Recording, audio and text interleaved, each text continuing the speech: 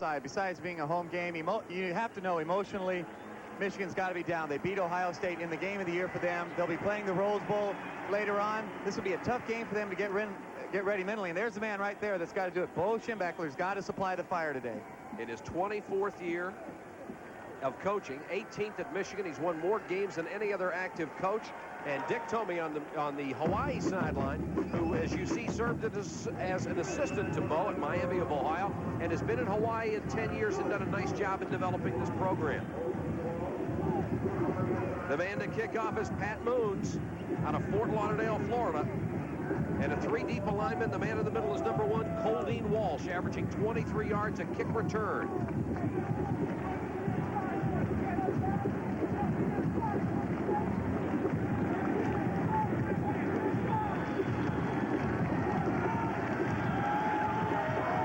And we're set to go from Aloha Stadium in Honolulu. And it's Walsh 2 yards deep, and Kofensis says down it there. So Hawaii will start from its own 20-yard line. 1st and 10. This is senior quarterback Greg Tipton, who has 11 touchdowns, almost 2,500 yards passing this year. But he also has 18 interceptions. The most dangerous offensive players for the Rainbows, Dias and Johnson, who are the wideouts, and very good receivers. And the offensive line has undergone some changes because of injuries. They'll have a real test today. We'll set the Michigan defense for you in just a moment. Tipton, who has had an up-and-down career, needs to be up today. He has been cheered and booed in his 2 years in Honolulu. The running backs behind him, Permetter 21 and Crowell 22. And Tipton wants to throw on first down. He'll run it. And gets to the 24-yard line, brought down by McIntyre and Moeller in there. For Michigan on defense up front, they're led by Messner and Heron. Heron, a big play man from the right side. At linebacker, Moeller and McIntyre lead the team in tackles.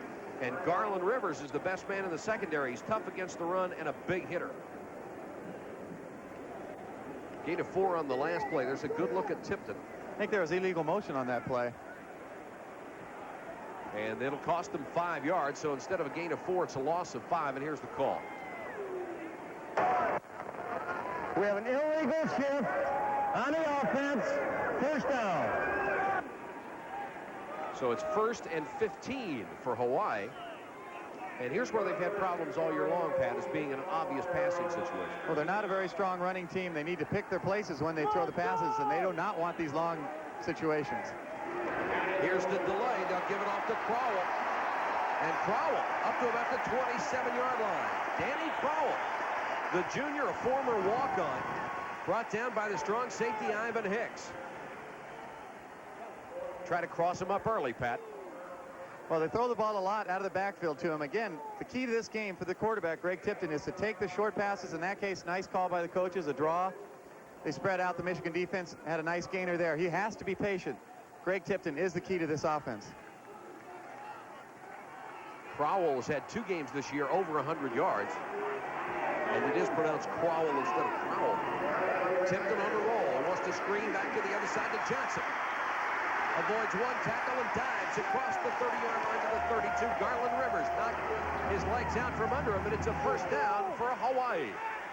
Well, a couple good ways to beat this powerful pass rush and penetration in Michigan defense. Screens and draws. Here they use the screen very nicely. He rolls right and throws it back. In fact, if he had a better block here, it would have been a big gainer. One-on-one block. Missed right there by Panoski, but he still picked up the first down. Ball spotted just shy of the 32-yard line. Good look at Johnson. A lot of California players on this club. Teeter is in at middle guard right now for Michigan, number 83. And they'll go straight up the middle after him. And they'll get a couple of yards, and no more. Messner with a horse collar tackle and drives Crowell back into the ground. Messner, the leader on this team in tackles behind the line of scrimmage. He's a tough player. Michigan always seems to have a couple of very, very tough down linemen. Well, they do, and they always have the linebackers behind them. If they can get big plays out of Messner, that'll open it up for Moeller and McIntyre, the middle backers, who are their leading tacklers. You need those big 3 guys in the front. Junior Lapati, number 48, is in as a running back for Hawaii. He's in there with Crowell, 22, split behind Tipton. Comes a blitz, and Tipton has plenty of time. The throw's complete, and then it's fumble. Fumble at midfield, and Michigan is recovered. Tony Gant got the fumble. Hawaii was on the move, but the big hit was by Ivan Hicks, who shook it loose. Well, going into the game, Dick told me, the coach for Hawaii, thought one place they could attack this Michigan defense are the crossing routes. Not up top, because they drop too deep. They're safeties. They have a tight end clearing underneath here. Now he'll go right over. He hung this ball up. It's a nice catch, but he gets popped right here and gives it up. That is a catch now. Ooh, back, no chance on that. You can't blame the receiver. It's awfully difficult to hold on to that ball, and it's just a turnover. Hawaii has to avoid the turnovers. It was a great grab by Dias, and you can hardly blame him for coughing that one up. Morris and Perriman behind Jim Harbaugh. And Morris will try the right side. Inside the 45 to about the 44-yard line. On top of him, Everett Wade, 55, and Brian Owens came up. That's Jim Harbaugh, who is an exceptional quarterback. He has led the Wolverines to a 10-1 record this year, more than 2,400 yards passing. The best of the skill people for Michigan, Jamie Morris, after his second straight 1,000-yard season. The line is very good, and it is huge. Only one starter under 285 pounds. Higgins checks into the wide receiver for Paul Jokic. Higgins is 31. And it's 2nd and 6 for the Wolverines. McMurtry, the man in motion. And they'll go up the middle to Perriman. Perriman knocked down at the line of scrimmage. Thad Jefferson, not expected to start, but he's in there right now. And Jefferson, the 3rd leading tackler in Hawaii history.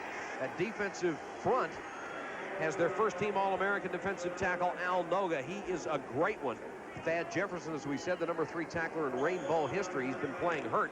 Kyle Kofensis is the interception leader in the secondary with 4. The other starters only have 2 between them.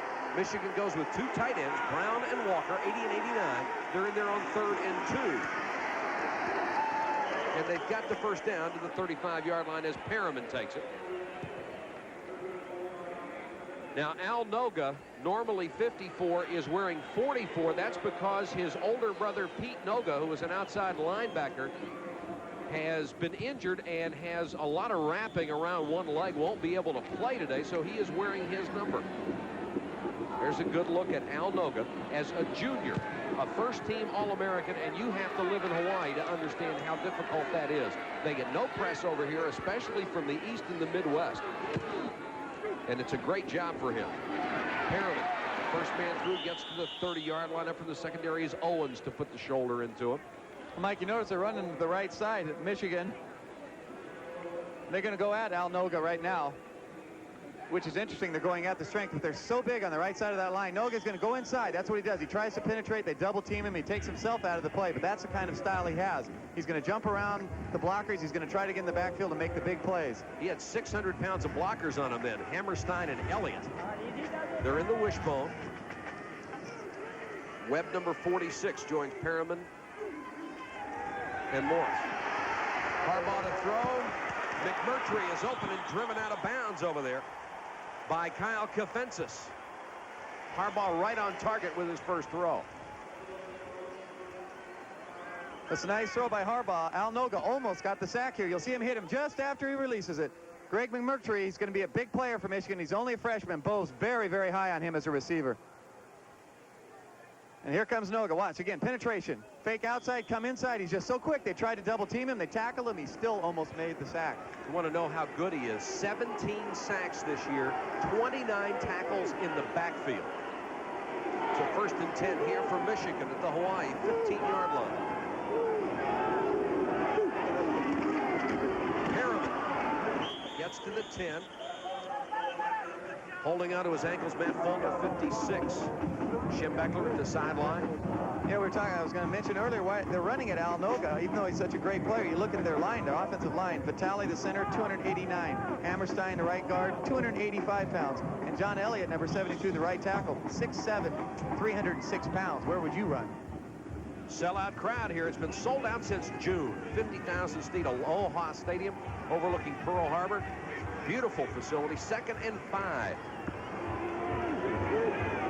The only wide receiver out to the right is Jokic. He comes in motion. Morris can't get past the line of scrimmage. scrimmage. Coming up hard from the secondary, Patrick McCray, number 9. Also good support from Brian Norwood, 26. No, Hawaii's defense, Pat, excuse me, has been super all year long. Their offense has got them in a lot of trouble. Well, it is. We talked about the importance of Tipton having a good game, their quarterback, but really the other major factor in this game is whether or not they can take Michigan out of their automatic drive, just their running game. If they can't do it, they can't win. Higgins and McMurtry in at wide receiver on 3rd and 5 from the Hawaii 10. Opening possession, and Harbaugh's back to throw under pressure, and they got it.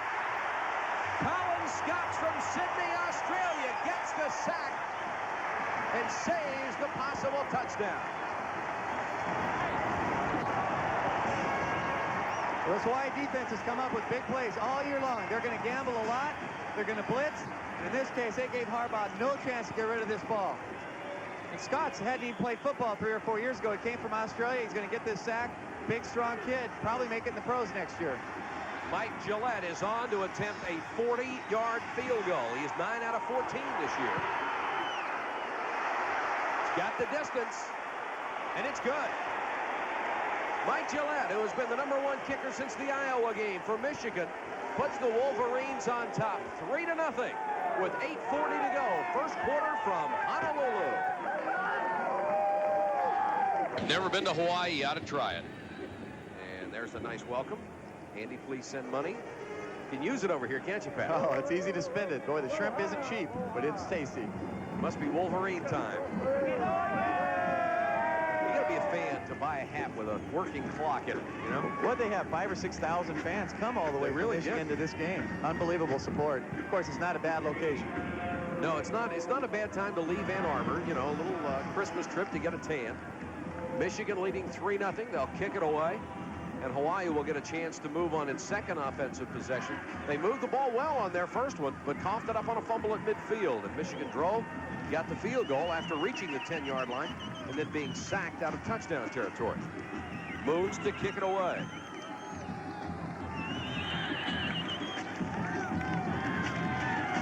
Thought we were going to have showers, and did earlier, but it has cleared up in a beautiful afternoon in Honolulu. High short kick this time, and Walsh from the 8. Seam up the middle, and Coldie Walsh back to the 34-yard line for the Rainbow Warriors. David Arnold down on kick coverage for Michigan made the tackle. 26-yard return. That scoring drive only went 25 yards after the turnover, and Gillette capped it off with a 40-yard field goal. Tipton will bring them out. On the first series, he was 2 for 2 and had 21 yards. David Arnold, who made the tackle on that kickoff, will remain in the ballgame in left corner for Michigan. Tipton wants to throw the quick out. He's got the completion, not for much, though, as Dias is wrapped up in a hurry by Dieter Heron, the right outside linebacker.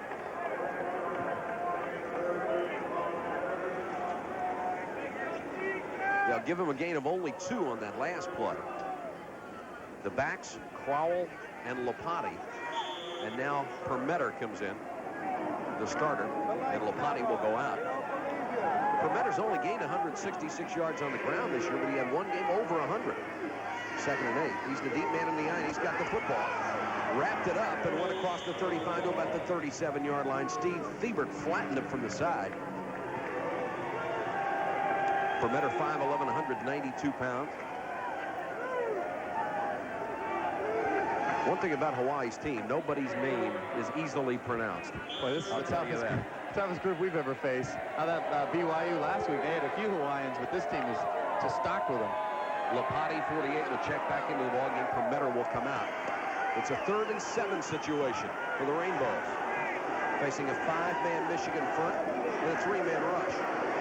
Tipton with plenty of time, throws complete again. This time he hit his tight end, Ron Hall. Mallory brought him down, but Tipton has been on target with everything he's thrown. Boy, Hall took a shot and hung on.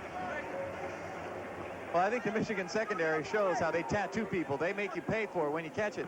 But Ron Hall is an excellent receiver as a tight end. He's a good blocker. There, he holds on to the ball. Boy, that was a big hit. That could have been another turnover. And again, although Michigan does play a lot of conservative zones, when their secondary comes up, they close the gap and they put some serious leather on the receivers. Make you pay for it. Tipton has been perfect so far. 4 for 4 and has his team near midfield. Vermetter into Michigan territory, gets to the 46-yard line. Andy Moeller, all Big Ten, the #1 tackler on the ball club, brought him down. Hawaii's coach, Dick Tomey, is very high on Ron Hall. He thinks he's got a pro future, not just as a receiver. But watch him block right here. One-on-one. Just keeps him out of the play. That's his job on that play. Good tight ends finish their blocks. You notice how he continued hitting him, doesn't allow the pursuit to make the tackle from the backside. Gaskell, 88, the wide receiver to the top of your screen. Holding Walsh is in the slot on 2nd and 5. Fake. And Tipton under pressure this time and tripped as he got past the 50 to about the 49-yard line. And Billy Harris, number 56, was in there along with Andre McIntyre, 54, for that Michigan defense. Tipton showing good patience on that. He had no receiver open. Better to pull it down instead of an interception. And we've got a Hawaii injury. And we'll let you know as soon as we confirm the number.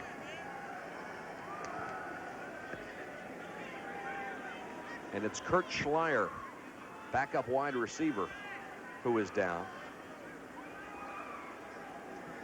No, it's 61, excuse me. Rich Panoski, who was starting at left guard because Charlie Moatuli, excuse me, had a broken ankle and was out. And Higgins, the 3rd string left guard, is now going to have to come into the ball game. And Hawaii's offensive line, Pat, has been beaten up. Well, they've had a lot of injuries and a lot of youth. You know, their right tackle, number 75, Mark Nua, is interesting. Last year, he had never practiced or played in a football game. September 1st, he came out for the team, and he started at offensive tackle on September 28th. 4 weeks of preparation. That was last year. He's a lot better. He's huge. He's over 300 pounds. That's the problem with that O-line. A lot of inexperience, a lot of injuries. Yeah, but he's 6'7", 329. Who's going to tell him he's not going to play? He can block a lot of air at that size. 3rd and 8. Michigan showing blitz, and here they come. They picked up Moeller, and Tipton fell. A great block by Lopati, picking up the blitz of Andy Moeller.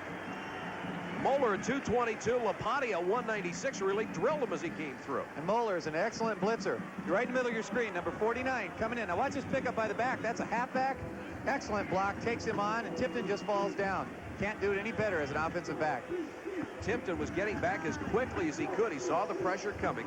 Kyle Alu is back to punt, and Gant standing at his 20. Put a little pressure, he got it out end over end. Gant takes it at the 22 with a stutter step and crosses the 25 to about the 27-yard line. And the Wolverines will start from there. A 35-yard kick, a 5-yard return. And we've got a timeout with 5:04 to go first quarter. Moment.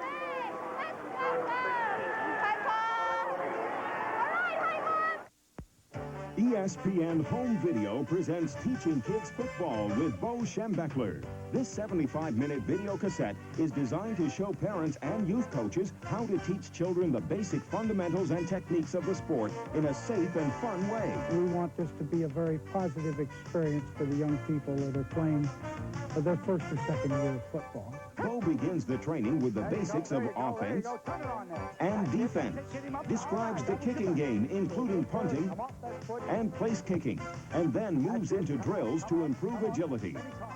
Bo also stresses the importance of mental attitude and safety to start kids off right in the game of football. This is not big-time football.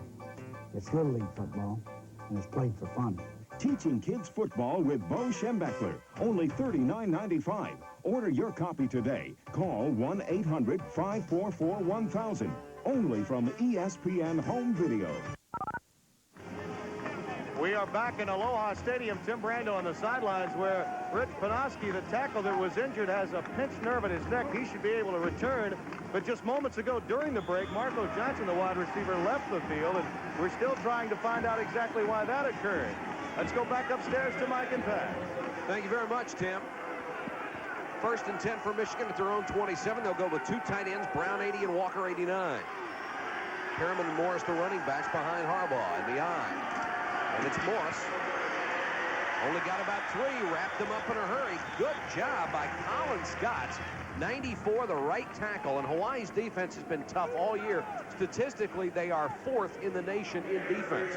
And they do it with a lot of quickness and speed. They're not that big, but they're very quick. People like Al Noga, you know, they're All-America defensive tackle. He puts a lot of pressure on the offense. They have to double team him. That opens up for Scotts and Fulner, their nose guard, and their linebackers will run all over the field.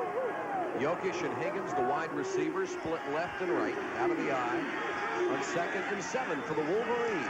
10-1 this year. Harbaugh with a play action. Deep sideline. Great diving try over there by Higgins, but he couldn't hold it. Closest man to him was Patrick McRae for Hawaii, but Harbaugh was just a little bit off target. This ball definitely was out of bounds. He wouldn't have pulled this in even had he held on to it. But this is a Michigan team. They've thrown for more yards than they've run for this year. Very uncharacteristic. Oh, they might have snuck that foot in there, but it's a pretty tough catch. Great effort, couldn't hold it. McMurtry now back into the wide receiver. Jokic comes out, and it's 3rd and 7. Hawaii trying to stop Michigan on their 2nd possession. Draw play, Morris. They won't get the first down. They stack him up just across the 30-yard line, and the crowd really comes up. It was number 34, John Livingston, put a shoulder pad in there. And Hawaii is held, and you got to like this Rainbow defense. Well, coming in, they wanted to stop that running game. They did it that drive. They want to force Harbaugh to throw the ball because they can tackle him when they're on the ground. No question about it. That's Briggs, number 4. He is standing deep to receive the punt of 43, Monty Robbins, who is averaging 44.1 yards a kick on the season. He's only had to punt the ball 29 times in 11 games. Pressure. They almost got there, and he got a beauty out. And they've got to let it bounce, and that'll get about another 10 yards on the roll inside the 25-yard line. So Robbins uncorks a 42-yard kick, including the roll. We've got a timeout in the first quarter, still 3-0 Michigan. First period of play from Aloha Stadium in Honolulu, Hawaii. Mike Patrick, Pat McAnally, and Tim Brando, we are delighted to be here, and we're glad to have you with us as Michigan and Hawaii are going to war here. And Hawaii will have the football 1st and 10 at its own 25. It's a beautiful lei the lady has around her neck. We received some gorgeous red leis from the state of Hawaii before the game. I want to thank them for that and for their hospitality here this week. Michigan looks like they jump off sides, and Tipton did a nice job. He just touched the center before the snap count was supposed to come. The center snapped the ball, and Tipton wanted to see what he could get out of it. Billy Harris was the man who jumped off sides, the nose guard. That's a smart play by Tipton, Pat. Well, I know they noticed Billy Harris. Let's hear the call here. Billy Harris does guess, and a lot of times he'll fake to the right, and then he'll cut back to the left. So they think they can quarterback sneak on occasion. In this case, he was offsides. He just took the ball and tried to sneak in a big game. Right there, right in the left side screen. No question, he was offsides. He does try to jump a lot. Because he gambles, he goes right and left, you can beat him. The other reason that's a good play, if he gets back, it's not offsides if there's no contact. Coachman against the defense. First down. 3 seconds, please, on the clock. So if the quarterback sees him in that neutral zone and snaps the ball, he's automatically offsides. It's a great play. Plus, if he breaks it for more than 5 yards, they could take it and turn down the penalty. 1st and 5. Move the ball out to the 30-yard line.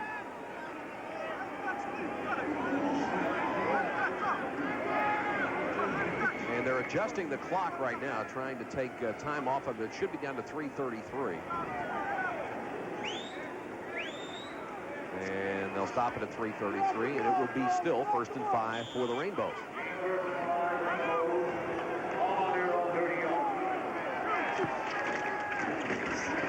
And they'll go straight up the middle. Tough running by Crowell. Dragging people with him. Moeller finally made the tackle along with Gant. Crowell, 198 pounds, only 5'8". Had 675 yards rushing this year, the leading ground gainer for the Rainbows.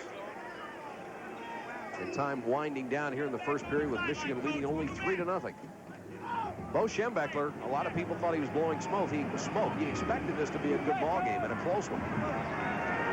Tipton, who has been perfect facing a long yardage situation, and still on his feet is Coyle Permetter. And Permetter just pounding out there. Rivers and Gant had to come up from the secondary to make the stop. And it'll be a first down for the Rainbows. Well, Hawaii thinks they can run against Michigan, but the only plays they think can work are quick hitters, dives. They don't want to go laterally against them. They're too big and strong, and this is what it does. He breaks one tackle right there. Nua, that huge tackle, got in the way. He cut off him, made the first down. Hey, when you got a guy 320 pounds, number 75, Mark Nua, at your right tackle, I'd hide behind him too. You betcha. First and 10 Hawaii from their 43. Hall comes back in as the tight end, and Walsh goes out to the near side as a wide receiver. Tipton under pressure. He'll have to take the sack, and it was Mark Messner. His 6th sack of the season. He leads the team in that department. Dieter Heron also applying the pressure that forced quarterback Greg Tipton up inside to begin with. At least Tipton is not throwing it up for grabs, and that was the wrap on it.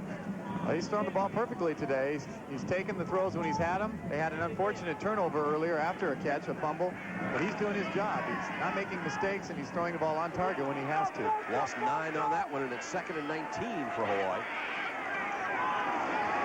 Here's the draw to Crowell.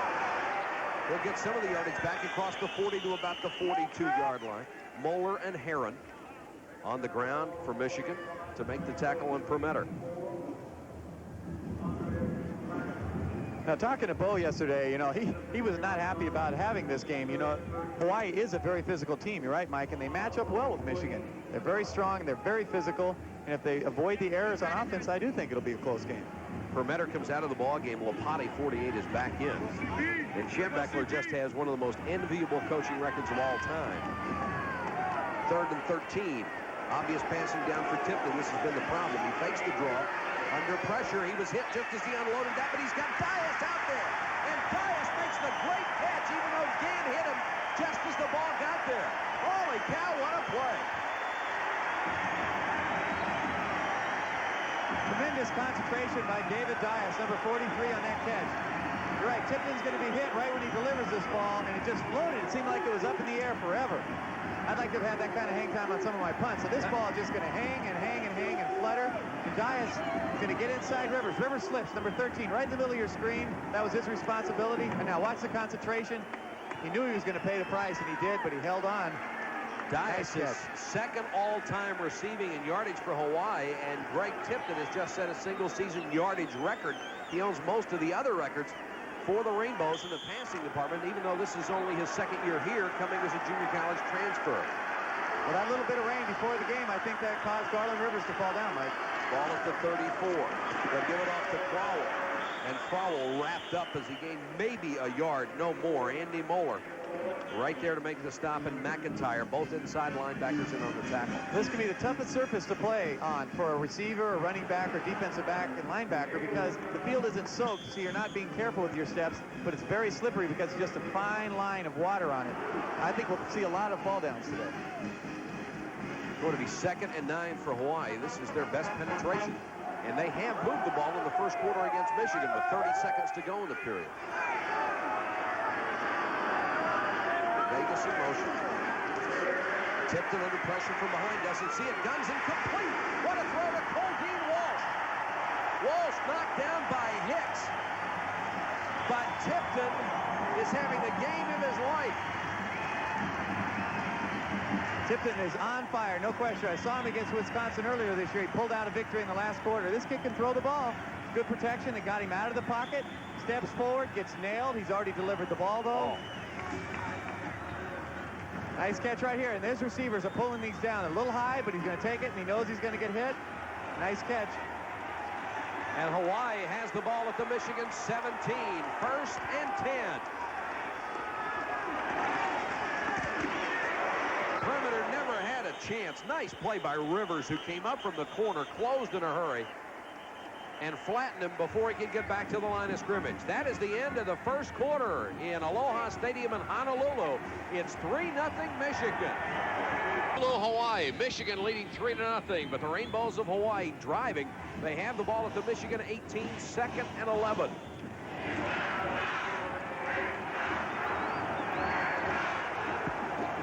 Lopati, the deep man in the eye, number 48.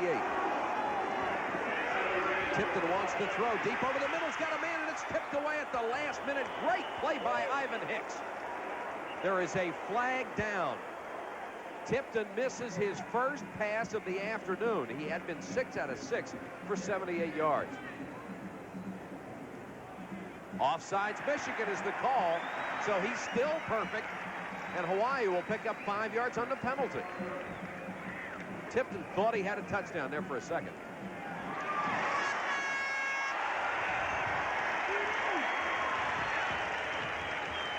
Here's the penalty call. We have offside on the defense. Second down. Nice play calling. First down, they're going to go with the play action. Hall, the tight ends, nice receiver. Here he goes. He's going to go to the post.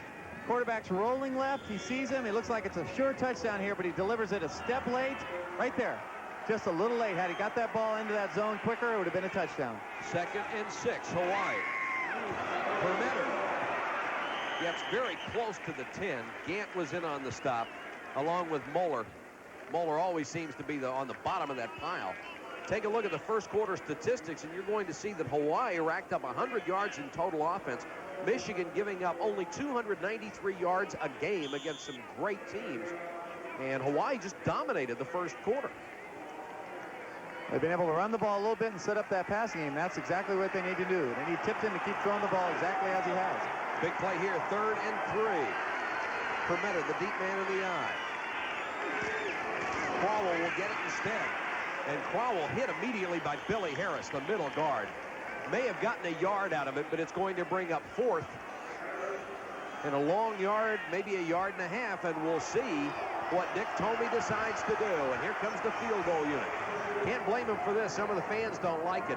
But to tie up Michigan's second quarter, you got to go for the field goal, I would think. Definitely, particularly after that. That was a gamble of a call on 3rd down there. 3rd and 3. I'm surprised to see him put it on the ground. Billy Harris just guessed, went to the right, and stopped that play dead. I think he's got to go for the field goal. You're right. This is Ron Valverde, who will try from 26. He's hit 12 out of 19 this year. A chance to tie it up in the second quarter. And he's got it. Valverde comes through, and Hawaii has come from behind to tie Michigan in 3. 13 minutes, 30 seconds to go in the first half from Honolulu.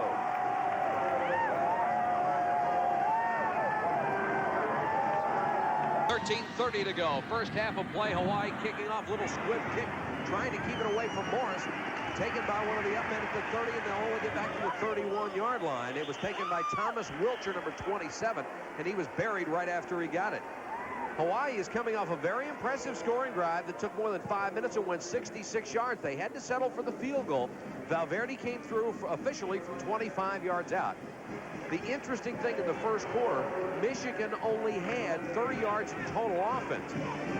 And this is a Michigan offense averaging 434 yards a game. They can really rack up the yards and the points, and the Hawaii defense has shut them down. Well, I think they're going to force them to put the ball up, and that's exactly what they want to do. Stop Michigan's running game. Don't let them get into automatic drive where they just pound people into the ground. Make them throw it and rely on their secondary and their pressure on the quarterback. Harbaugh has Perriman 37 and Morris 23 behind him on 1st and 10 from the 31. And he'll throw on 1st down. In trouble. Got out of it and hustling toward the sideline. Got to about the 38-yard line. Chasing him was Everett Wade, and the flag is going to go down for a late hit. And it looked like Belcher, 63, was the man who got in there late, and it will cost Hawaii 15 yards. That is the kind of mistake they can't make. That's a good call by the officials, though. He definitely hit him late. Harbaugh is a dangerous runner out of that pocket now. He's going to take it right up, make a nice move to the outside here, break a tackle. Now he'll be on the ground clearly, and Belcher will come up, 63, and just lay it on him. May have had a face mask earlier, but Belcher got the helmet in there. The crowd doesn't like the call, but you can't fault the officials for making it. Dick Tomey is not very happy about it. Dead ball, personal foul on the defense, 1st down. Phil Webb, number 46, will check into the backfield. And Higgins, 31, comes in as a wide receiver. McMurtry comes out, and Jokic also comes out for Michigan. It's always a fine line, Mike, on defense between aggression and intelligence. You got to keep control. You got to be intelligent but aggressive. So Michigan now goes back to the wishbone inside Hawaii territory at the 46. Harbaugh gives to Morris. Nice hole there, and Morris brought down by John Livingston, the senior linebacker, number 34. Well, they are not blowing gaping holes in that Hawaii defense. No, those kids are strong out there in Hawaii, and they are so pumped up for this game. I mean, they just waited for it and waited for it. This crowd, this place was sold out way back in June. They're ready for this game. Morris has 5 carries for 16 yards. Jim Harbaugh has only tried 2 passes, hit one of them for 15. And Michigan now facing 2nd and 4. McMurtry comes back in as a wide receiver. He and Higgins are split far right and left, respectively. They'll run out of the eye. Morris. No, sir. Noga, the All-American, hit him in the backfield, then got some help from his friend. What a play by Noga. They had 2 blockers on him. He absolutely split them and made the tackle. This is what I've been seeing for 2 days on film. This guy is incredible. They double team him right here. He's just going to split the 2 guys. Watch this, right between them and make the tackle. Look at that. And that's a Michigan offensive line he's taken apart. He took on Dave Chester, number 64, 255-pound junior who was pulling on the play. Just stood him up, made the tackle. And you see the balloons. Michigan on 3rd and 5. Hawaii showing blitz, and they back out of it. Now they come again, and Harbaugh dumps it over the middle. Higgins makes the catch at the 32. Right with him was Sam Moku, but he put it on the numbers.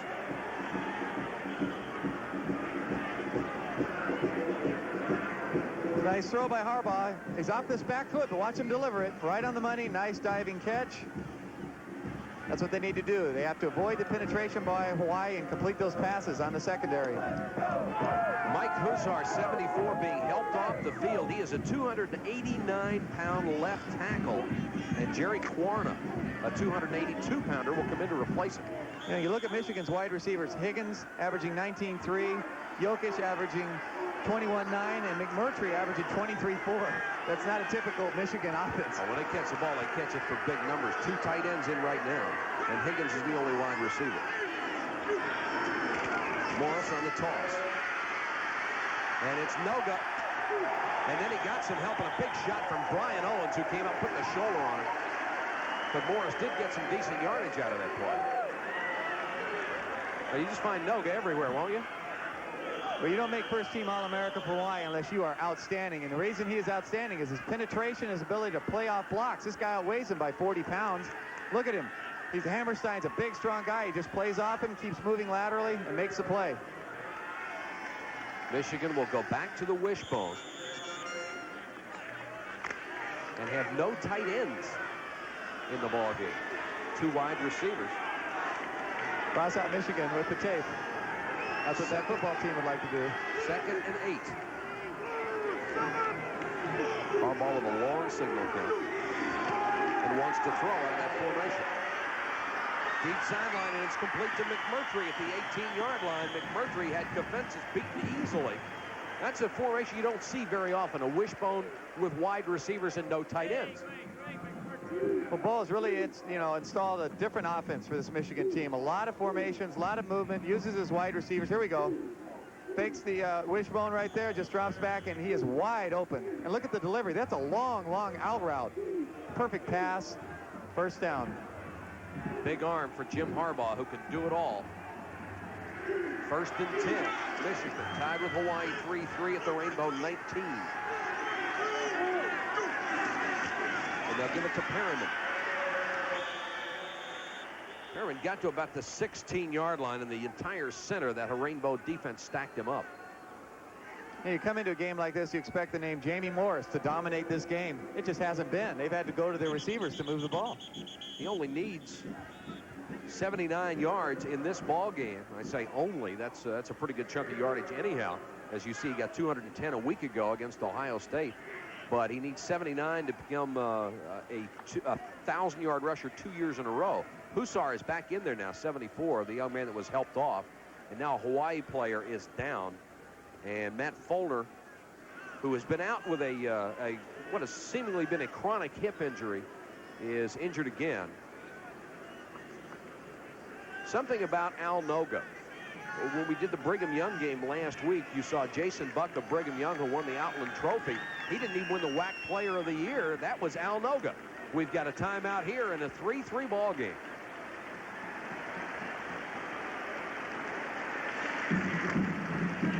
Being brought to you by Volvo, a car you can believe in, and by The Atlantic. We can make a difference.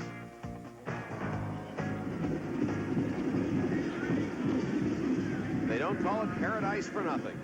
We've really enjoyed our stay in Honolulu and really enjoyed the ball game. It's been a 3-3 thriller with 9:50 to go in the first half. Michigan scored first on a field goal. Hawaii came back to tie it up. And the Wolverines now driving. They face 2nd and 8 from the Hawaii 16-yard line. Morrison, Perriman, the backs behind Harbaugh. Here comes Noga. Here comes everybody, and they sacked him at the 35-yard line. Brian Belcher, number 63, got there after Noga turned them around. That's the second huge sack for Hawaii. Well, Belcher hit him this time. He got Harbaugh, but he got him clean. He had the penalty earlier. A lot of this pressure was provided by Al Noga. He's just going to move out to roll out to his right. He's going to start feeling the pressure. He's going to reverse his field. And Belcher comes out of nowhere with some good speed and takes him down. Big play. Loss of 17. Michigan now with 3rd and 25. All the tight ends will come out. And they'll go with 3 wide receivers. Jokic and McMurtry come to the near side. Higgins to the far side. 3rd and long for Harbaugh. Fake the draw. And he wants it all. Throwing for Higgins, and it's knocked away. And a flag goes down. Sam Moku knocked it away. This might be offensive interference. Boy, it sure didn't look like a defensive foul to me. Looked like excellent coverage. Moku was in perfect position.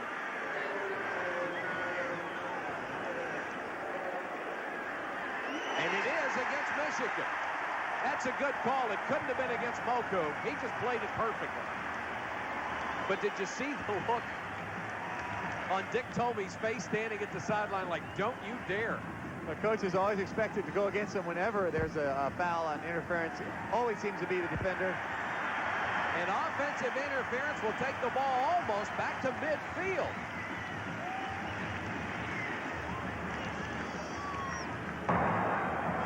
I have offensive interference, pass interference against the offense, loss of down, 4th down. That's what makes it such a big play. You lose the yards, you lose the down. Michigan had been, now here's the play. Oh yeah. You see 31 definitely was pushing off. Higgins was definitely pushing the defender. Good call by the officials. And you're right, Mike, they have to punt the ball now. They were down inside the 20. Now they're almost to the 50 and they have to punt. They had it at the 16-yard line. It's now 4th and 40. That was Walter Briggs, who's standing deep to receive the kick of Monty Robbins. Big defensive stand for the Rainbows. They came after Robbins again. And another short kick, and this time it will take a Hawaii bounce out near the 30-yard line. So the Rainbows will be in great shape to start from there after a kick that only went 19 yards. 8:33 to go in the half. It's still 3-3.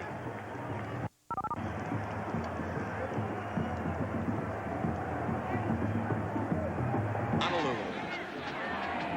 Yes, sir. About 50,000 of them here today, huh? It's hard to You're study. not saying anything. Yeah, they said that the sun's a typical thing, makes it tough for you to study, get ready for a game. But you're right, there are a lot of different sites, and not just Diamond Head. A lot of different things to take your mind off your business. Hawaii. Back on offense. They'll start from their own 30. Tipton changing the play at the line of scrimmage. And he gives off to his fullback, Lapati, and Andy Moeller will bring him down with some help from his friends. Tipton thought he saw something there and wanted to take advantage of it with a play change. Well, Andy Moeller's a big tackler for Michigan. He has 116 tackles coming into the game. Very active in the middle. Very strong. Plays off the block. That's perfect execution for a middle linebacker. He read it well. Just got rid of the blocker and took on the ball carrier. Very strong in there. Gain of 3, 2nd and 7. Tipton has been perfect in the air, wants to screen. Got Crowell. And lunges to the 40, maybe the 41-yard line. Nice effort by Crowell to just get what he could get out of it. Air Hawaii. Crowell takes it off the ground, makes the first down, and all on his own. Nice blocking in front of him, just dumps it off. Now watch him. He's going to catch this ball. Nice blocking in front of him. There's not much room, so watch him take off right here. Picks up that first down all on his own, and he just gets nailed again. These Michigan people, when you get beyond the line of scrimmage, you're going to feel it. And there's a player down. Moeller was the guy who took his leg out from under him, and McIntyre is the man who was down. He's the one who applied the finishing hit. Moeller was the villain, though, because he took that one ankle out from under him. Look, he's built like an offensive lineman. Boy, he sure is. They all are. McIntyre didn't want to go out of the ballgame, and he's going to have to go out for at least a play. ESPN's live presentation of college football will continue December 13th with the NCAA Division II Championship, 12:30 Eastern, 9 Pacific. Make that 9:30 Pacific. And later that afternoon, Miami of Ohio and San Jose State will meet in the California Bowl. Airtime 5:30 Eastern for that one, 2:30 Pacific. Stay with us on ESPN for the best in college football. Had a great one here today. 7:35 to go in the half. And it's 3-3. First and 10 for Hawaii. Tipton wants to throw in first down. Dumps it over the middle of the hall. His tight end to the 47-yard line. Andy Moeller made the tackle. And Tipton has just set another record. This one with career completions. 354, and he broke Rafael Cherry's record in doing it. Well, he was very patient. Dumped that ball off to the tight end, which is a nice play. But I happened to notice down deep, they had Coldine Walsh wide open at the post. I think they're going to start trying to take away that crossing route underneath, and they could go on top. He was wide open on that play. Now 8 out of 8 for 88 yards. Can't do much better than that. Second and 4. And it's going to be a first down in Michigan territory, and Crowell just rolled through there. Todd Schulte, number 41, who's in at linebacker for McIntyre, made the tackle. The last couple of weeks, Mike, I really think we've seen this WAC conference. You know, they have a reputation of being offensive teams, but I'll tell you, Hawaii plays very tough defense. We saw BYU San Diego State last week, very tough on defense. And they can move the ball on offense, but much more conservatively than we anticipated. That's right. And you're right. We've seen 3 very good WAC teams. And look at the total yards so far. Michigan has simply been shut down with 6.5 minutes to go in the half. Tipton with a fake naked reverse, got rid of it, and overthrows the tight end Hall. And a flag is down. This one may also be offensive interference. Messner was applying the pressure, but they had Gaskell downfield. I think he shoved somebody. He was definitely blocking the defender in that. Nice call by the official. And it is offensive interference against Hawaii, and all the Michigan defensive backs were pointing on it. Well, it really wasn't Gaskell's fault. You know, the ball was behind him. They were looking for a naked little misdirection, short dump to the tight end underneath him. His job is to block, clear and block on that play. And once again, this is not only yardage, this is loss of down. So it really hurts.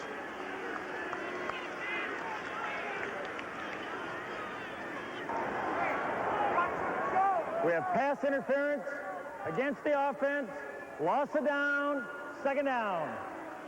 Low right screen right here. Gaskell's blocking, number 13, Garland Rivers. With Definitely the ball a penalty. in the air. Ball was in the air. He cannot do that.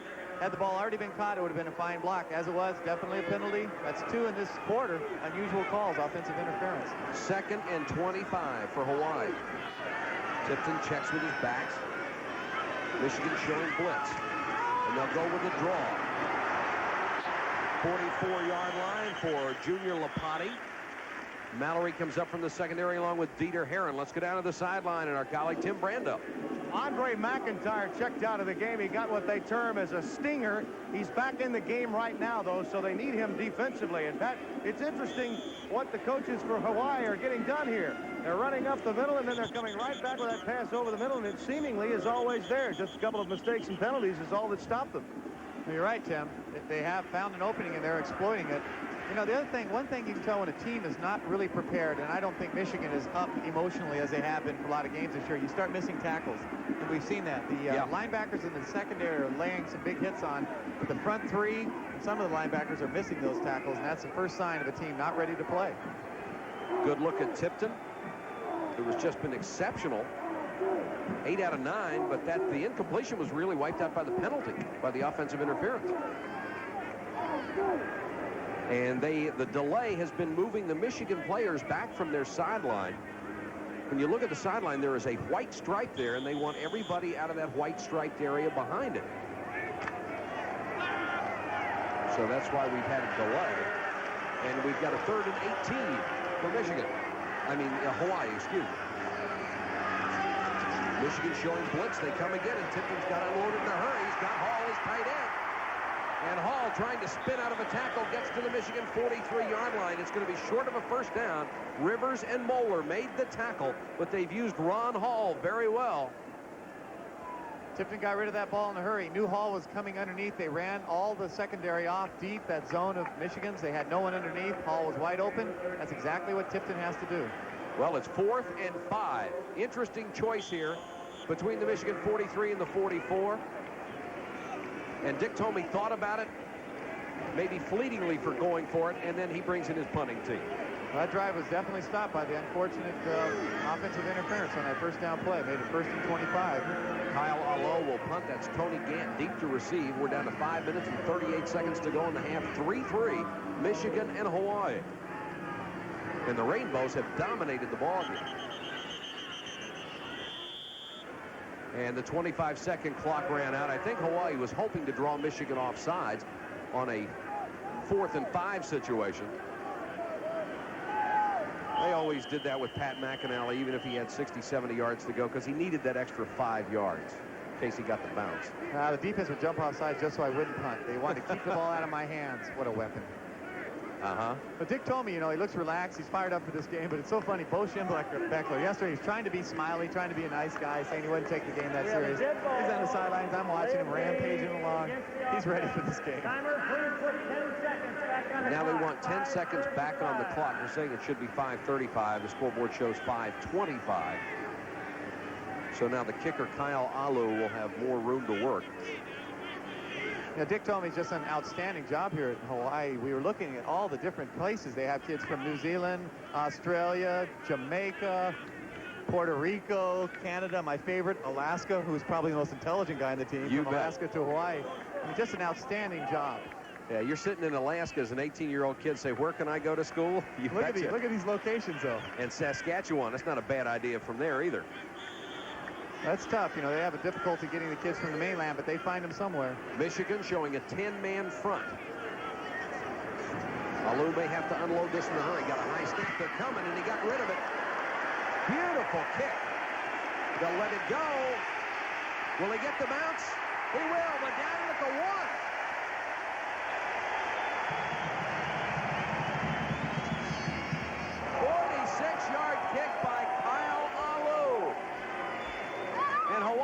Put Michigan at a hole with 5:24 to go in the first half of play. We're tied at 3.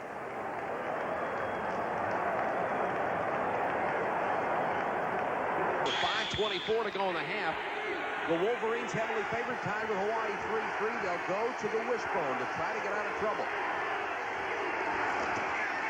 And Harbaugh gives it to Morris. Morris slashes across the 5 to about the 8-yard line. Owens up from the secondary to make the tackle, and Michigan just trying to get a little breathing room right now. You see the numbers on Morris, who's been averaging close to 100 yards a ball game, only has 21 and 8 carries. I think Bo Schembechler would be very happy to get out of this first half tied 3-3 without making a mistake down there, Pat. Oh, definitely. This is what they want to avoid. Even if they can't make the first down, they probably will be able to grind it out. They want to get that punt team in there, get the ball back to Hawaii. Perriman and Morris in the backfield in the eye behind Harbaugh. Morris across the 10, maybe to the 12-yard line. Hawaii really hitting hard and going after that football.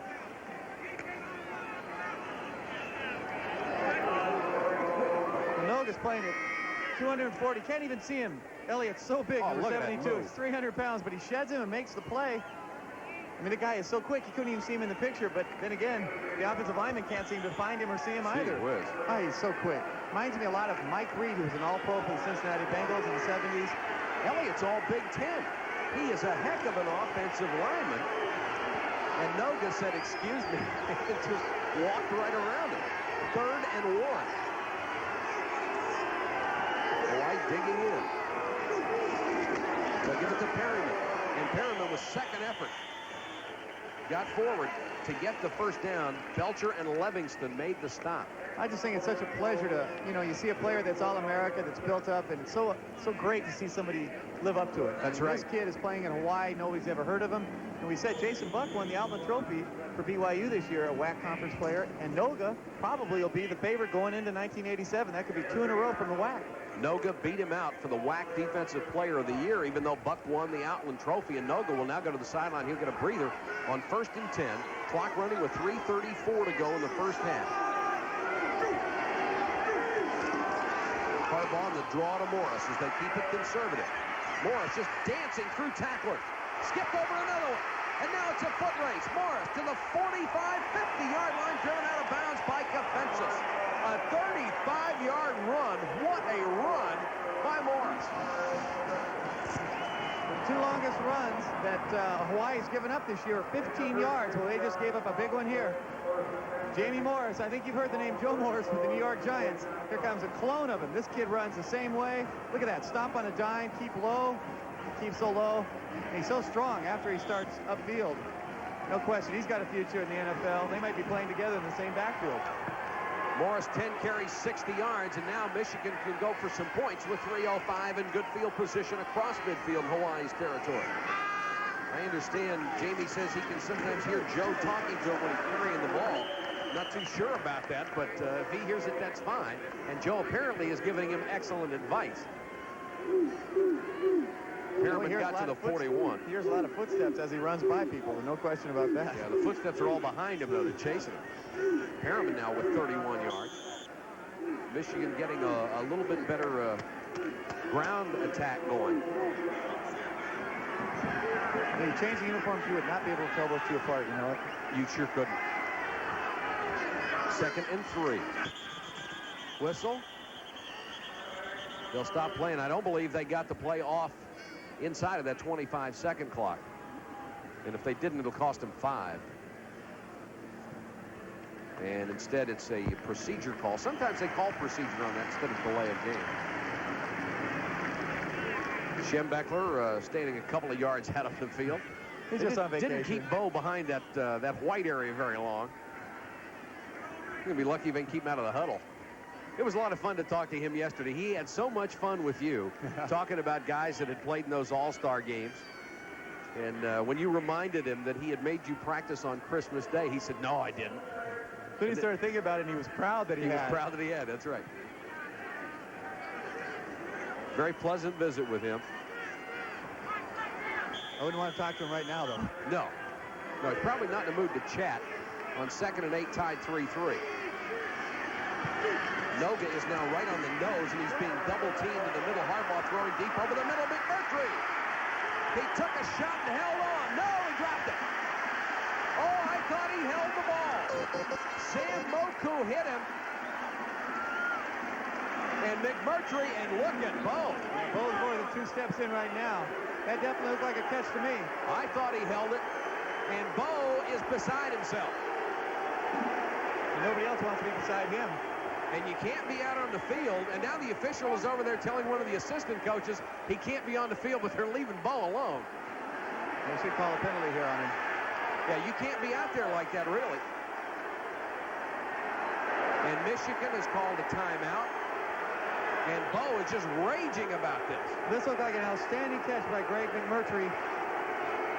Harbaugh strung him out a little bit.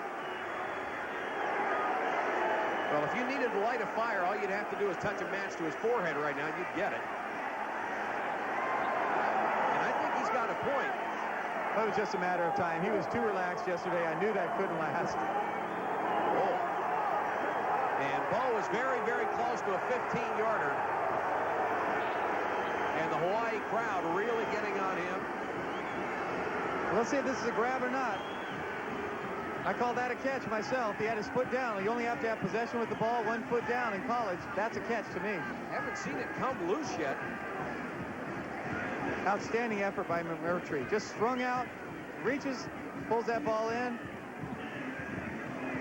Oh, no, it is incomplete. No, Yeah, he caught it. That's a definite catch. He dropped it and caught it before it hit the ground. Oh. What a great catch by McMurtry after Moku drilled him. What are the odds? This ball gets stripped loose from his right hand, Right here. Nice play by the defender. Takes away that right arm. Strip the ball a little bit. It'll pop loose, but now land on his back. Look at kick it off his shin right into his stomach. That is a catch. He made the catch. And Bo has a point. We're tied with 2:09 to go. Michigan now facing 3rd and 8 from the Hawaii 47-yard line after they were denied a big play. McMurtry, obviously on the replay, made the catch. Here comes the blitz. Harbaugh with a screen. Perriman gets away from one tackler, but not from another. And Hawaii's defense just swarming over everybody. That was a great call by Michigan against the blitz. They got the screen, and Hawaii still defensed it. Let's get on to Tim Brando. Tim? The reason why Bo Schembechler was so upset, he asked the back judge on the call on a pass catch by McMurtry, did you see the play? No, I want to know, did you see the play? The back judge simply turned away. That's why Schembechler went crazy. That may be the reason why he didn't get called for a 15-yard penalty. Tim, I think you're right. I think somebody decided that they may have blown it, and they were going to let Bo have his say on the sideline.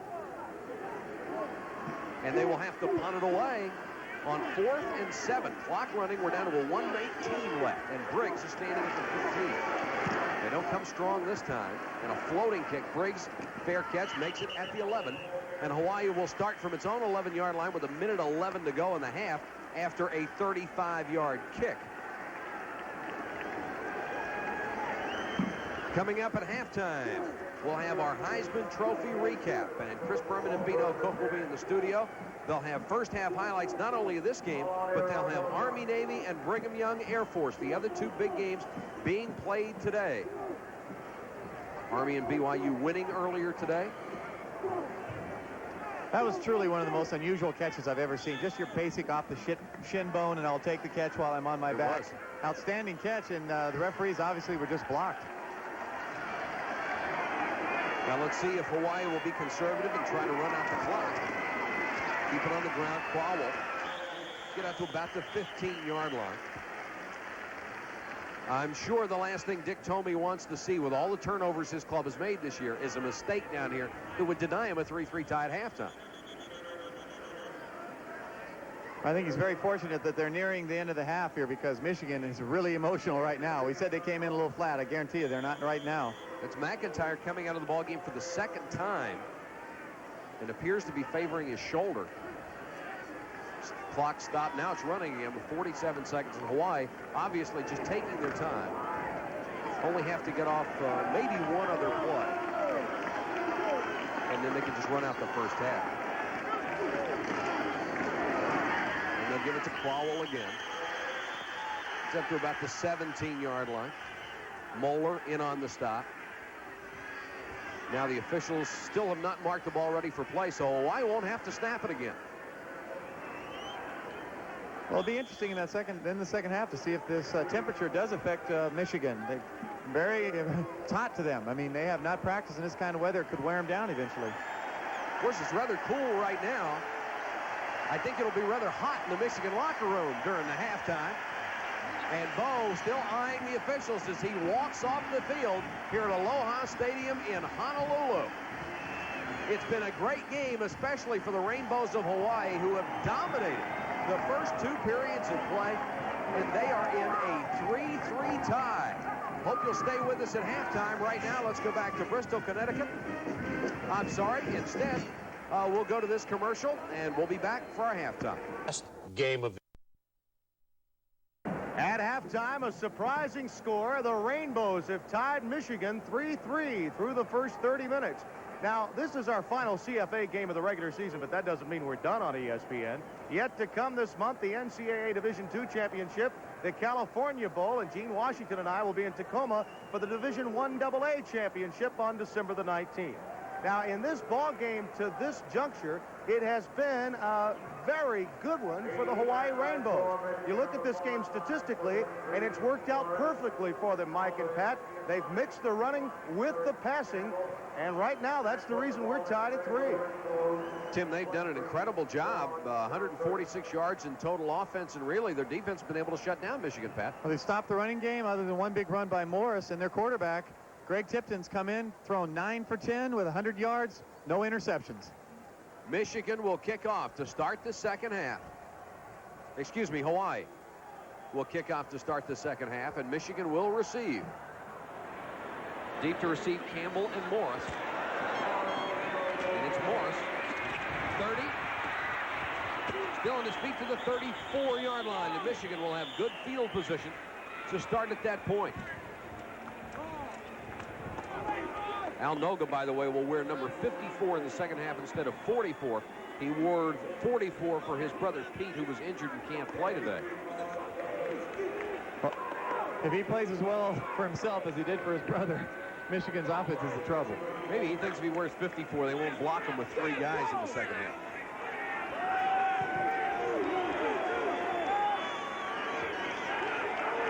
Harbaugh brings him out. They'll start from the 34-yard line. And one of the offensive linemen moved, and Noga comes across and bangs into John Elliott. And I think that part of that was caused by Elliott being so nervous about the quickness of Noga. It beat him so bad earlier in the first half. Elliott is 6'7", 306. All Big Ten. And the call will go against the Wolverines. You can see Elliott move, and now he's going to take a free shot. Al Noga.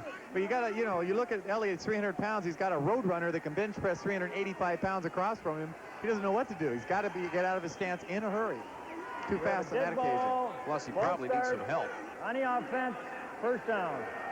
So Michigan's first possession in the second half does not start on the greatest note. They have 1st and 15 after the procedure call. Harbaugh has Perriman and Morris behind him in the eye. Higgins is the wide receiver to the near side. Morris banged as he got to the line. The ball came loose, but after the whistle. Hawaii's defense has been so impressive all day long. Noga's just incredible on this play again. He is so fast. He uses arm over technique. Watch this. He won't even get touched. Look at that. Arm over like he's a wide receiver. Goes right down the line of scrimmage and makes the play. He got away from 2 blockers. The back would have normally gotten him if he gotten by the offensive lineman. Nobody touched him. Just an exceptional player. Lives up to all the accolades he's received. He's just going to get better by next year. He's going to help this Hawaii program. Jokic, number 84, into the wide receiver. To the near side with McMurtry on 2nd and 14. Harbaugh chased out of the pocket. He's going to run with it. Across the 40 to the 47, 46-yard line. He's got the first down. Brought down by Livingston. Here's what Michigan was able to do with it in the first half. The first time they got the ball was their best drive. 9 plays, and it resulted in the field goal. The next 3 plays in punt, then a 9-play drive that was stopped by a sack, and an 8-play drive that also resulted in a punt. So Michigan's offense, except for that first drive, produced absolutely nothing in the first half. Harbaugh with a good hustle out of the pocket that time, ran for the first down, and has a 1st and 10 for the Wolverines. They go back to the wishbone. Webb, number 46, is in there. And here is movement in the line once again. It's Dana Directo, the nose guard, this time pointing to another offensive lineman. We'll see who jumped. That's always my favorite play. The nose guard always tries to blame the center, even if he's offsides, definitely. And this time they said Dana Directo was the man who did it. You see him point at Vitale immediately, though, so sure. The guy never did anything but snap the ball. Lower left of the screen. I mean, no question about it. Now watch him point. He did it. He did it. Of course, he didn't. That is the 5th penalty against Hawaii, 45 yards. On the defense, first down. I wonder if the nose guard has ever won that argument. Not that I've seen. It's 1st and 5. The ball at midfield. If you joined us late, it's 3-3. Hawaii and Michigan, 3rd quarter. Morris got a seam that time and picks up about 5. Brought down by Livingston, number 34, one of the inside linebackers, who's in there for Thad Jefferson. Jefferson, an outstanding linebacker. If he hadn't been hurt this year, would have undoubtedly been the #1 tackler in Hawaii history. But he's been playing injured. He strained a knee ligament at the end of October, and right now he's not in there. We're going to measure for the first down here just inside the Hawaii 45. And they've got it. I think the second half will be a much tougher test for this Hawaii team. They came into the first half, they were fired up, their emotion was carrying them. Now they've got to take a big load of this offensive line of Michigan's running attack with Jamie Morris. It'll be much tougher to stop them this half. Once again, Michigan goes to that formation with no tight ends out of the wishbone. Wide receivers left and right.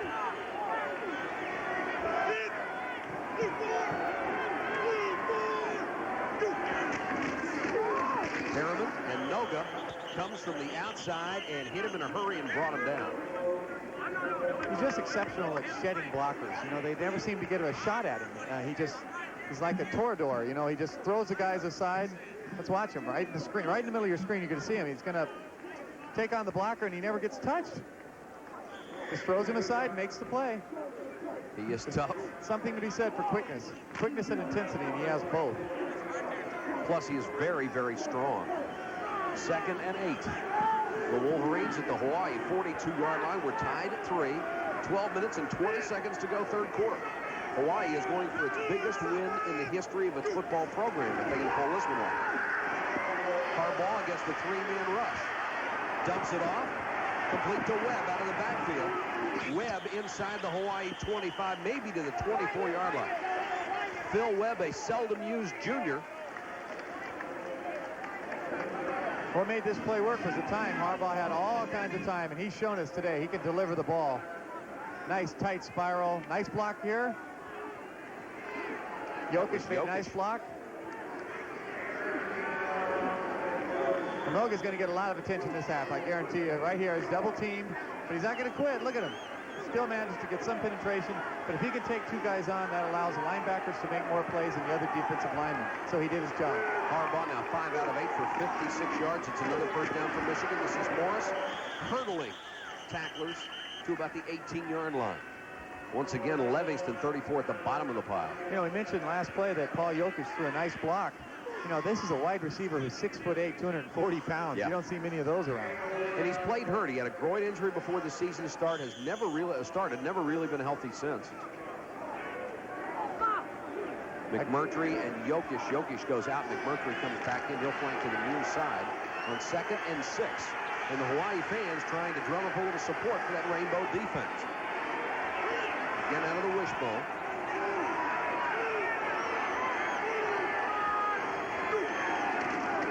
Harbaugh reading it. He'll keep it. Harbaugh at the 10. And they get him out of bounds at the 3-yard line. Driven out by Kyle Kafensis. Well, they burned him on this play. Hawaii dropped into a 4-man line. They didn't have the extra support. They're normally in a 3-man line. They went 4. They didn't have the outside force. Watch them get outside very easily. They gave up an outside backer. They didn't stop this option. They just ignored Harbaugh. He just picked it up. Look at the blocking downfield all the way. Nice blocking by McMurtry. Almost took it into the end zone. 16-yard game for Jim Harbaugh, who finished 3rd in the balloting release today in the Heisman Trophy. It's 1st and goal, Michigan. They'll give it to Webb, and Webb will lose a yard. First man to get to him was Colin Scott's 94, who got a hold of an ankle in the backfield. It's just going to be tough on this defense for Hawaii because they are outmanned physically by this Michigan offensive line, and the running backs are so good. And the other factor is Harbaugh is such a good passer this year. They've been able to, again, gain more yardage through the air than on the ground. Puts a lot of pressure on your front 3 and those linebackers. Thomas Wilcher, number 27, is in the ballgame at a running back spot. He is a track All-American for the Wolverines. He's the man on the right side of that wishbone setup on 2nd and 4. 2nd and goal from the 4. And Harbaugh wants to run the action. He's got an opening. Jim Harbaugh, touchdown, Michigan.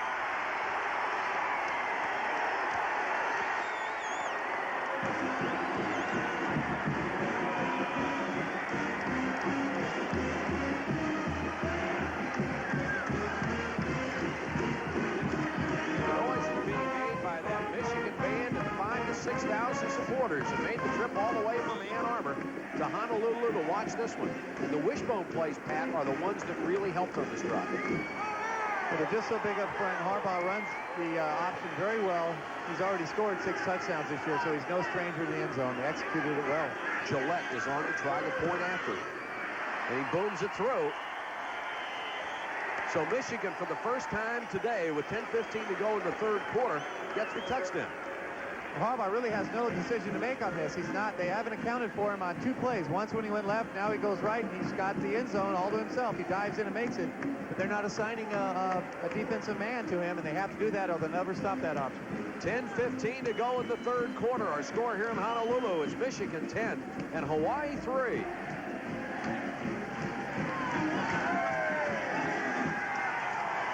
Honolulu, Hawaii, and the entire crew has made a group decision. We're not leaving. Just send the spare clothes and the checks over here. Honeymooning in Hawaii and at the ball game to boot. Michigan will kick it off.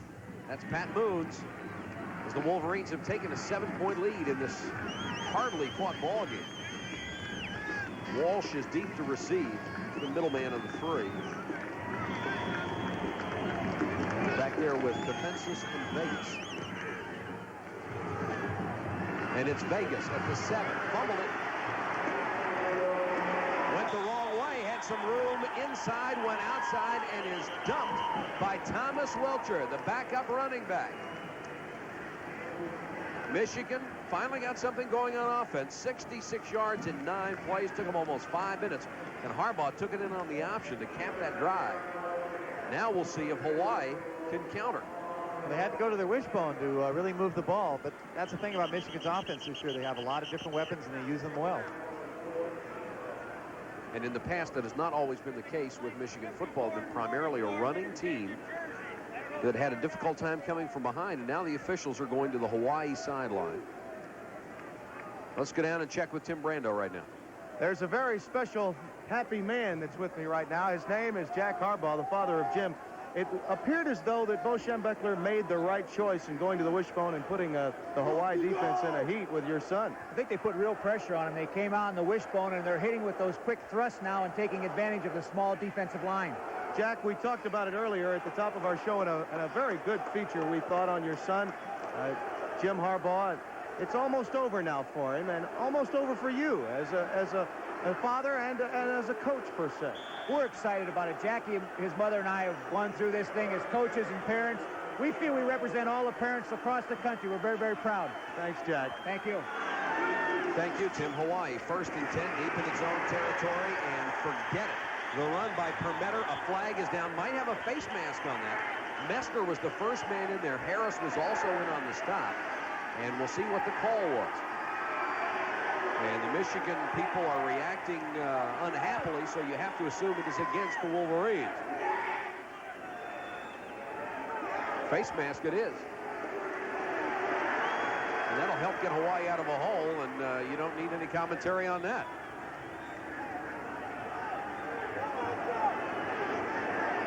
They had excellent penetration on this play. I don't know if we'll be able to see the face mask for sure, but there's no question that he's up high into the head region right there.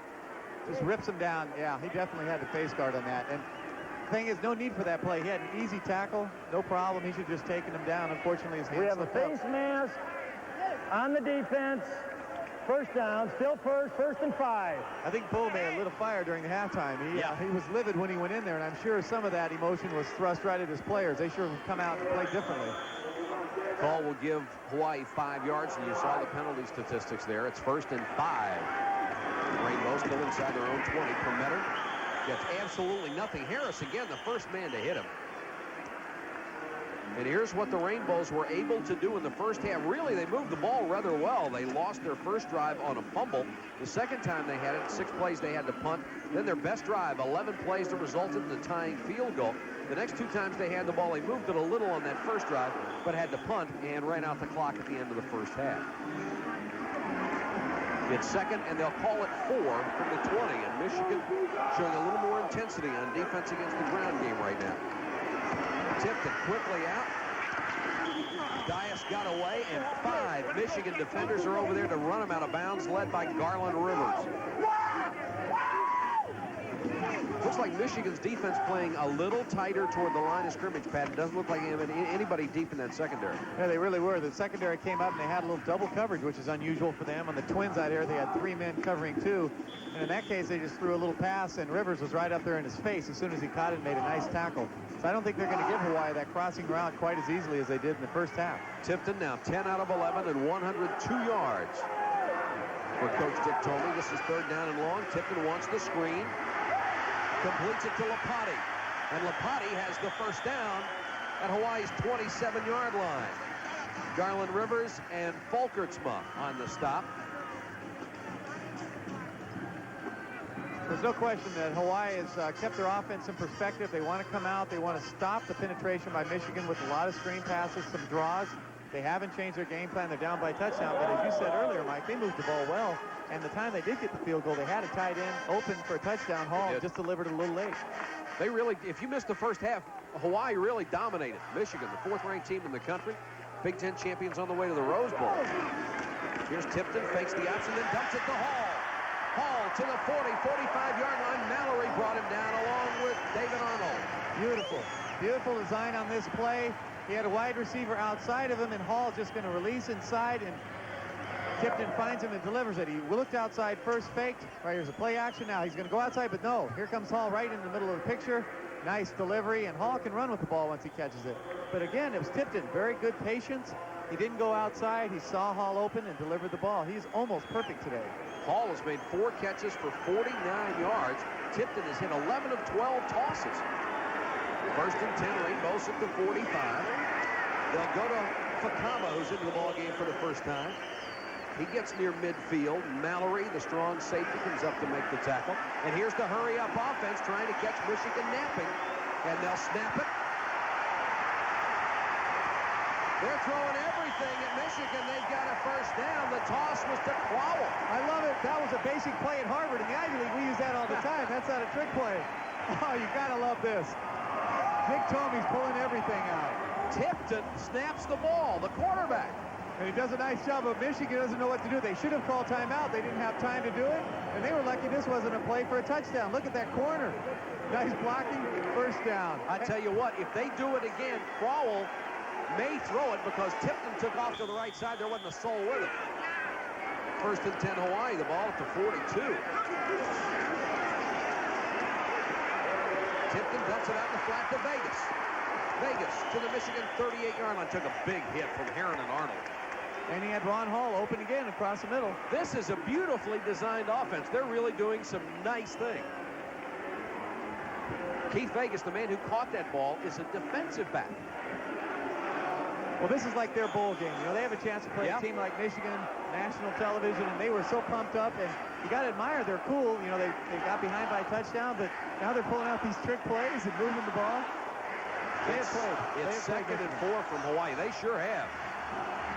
They have done a job. Tipton now 13 out of 14, 132 yards, playing the game of his life. Crowell got a first down at the Michigan 32-yard line. McIntyre had to make the tackle. These guys are fired up. I thought the momentum had gone Michigan's way, but somebody forgot to tell Hawaii. And these fans also, you know, this is supposed to be such a mellow place, but I'll tell you, this is one of the loudest crowds we've had all year. There's 50,000 of them jammed in here. It's been a sellout since June. Ball's at the 32. 1st and 10. Hawaii down 10-3, but driving. Here's the blitz. They dump it off to Crowell. Shakes one tackle and gets to the 29-yard line. Folkertsma, the defensive tackle, chasing the play made to stop, and these guys don't want to go down. Have you ever seen a secondary hit like Michigan does? Oh, they kill you. I mean, Rivers especially, they just come up shooting for people.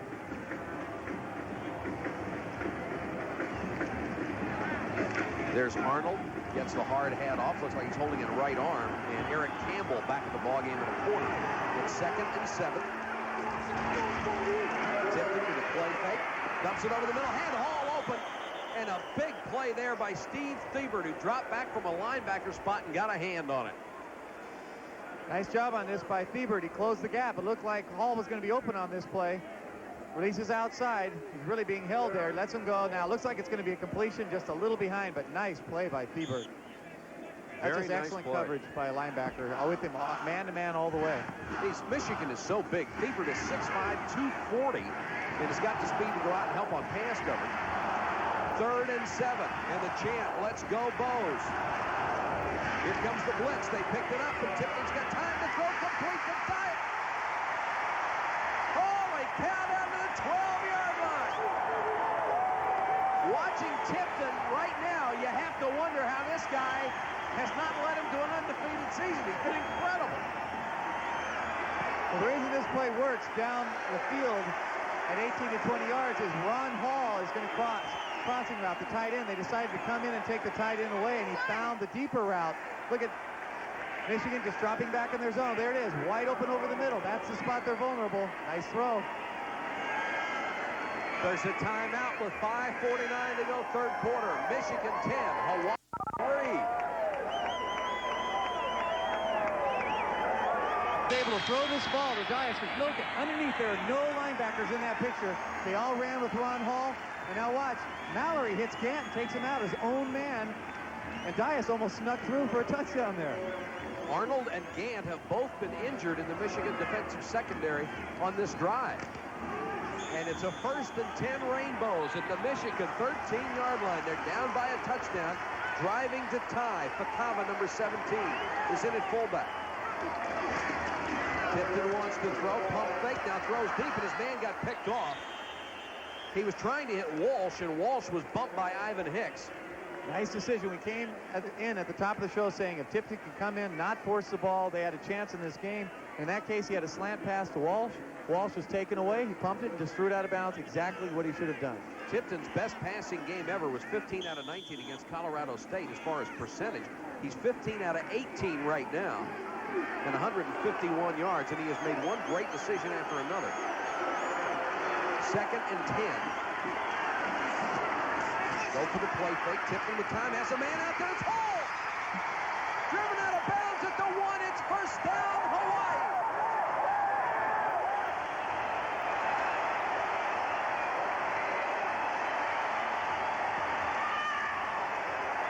Well, this play went because of a nice fake by Tipton. Watch this. Little play action. Now watch him hide it on his hip right there. Can't see the ball. And now he just delivers this ball. This has got a lot of heat on it. Right past the defender to Hall. No problem with that completion. And that's execution of the play action. Hall ran the pattern nicely, and Tipton delivered another bullet. Hall is caught 5 for 61 yards. It's 1st and goal. Crowell. Touchdown, Hawaii!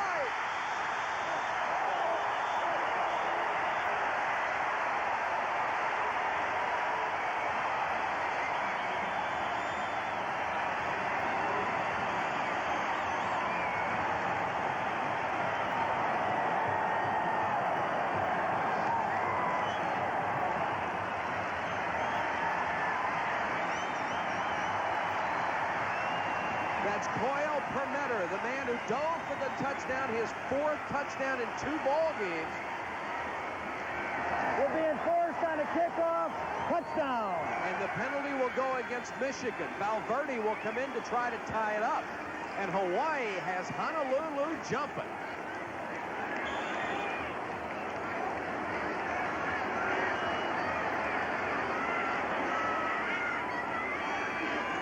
Pin drop right now. He hooked it, but he got it through.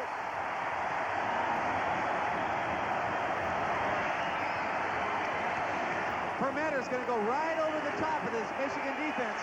And on the bottom is Mark Messner. They went right into the strength. But look at him, though. He made it. He's definitely across the line, the goal line. He just sticks the ball out. Look at him climb, though. Watch this. He just keeps going. He's not giving up. He wants his touchdown. Look at that.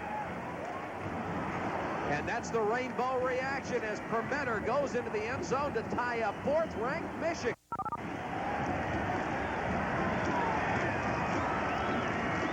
Number 4, Michigan, and the Rainbows will kick off. A little squib kick. They're trying to keep it away from the deep men, but Morris picks it up.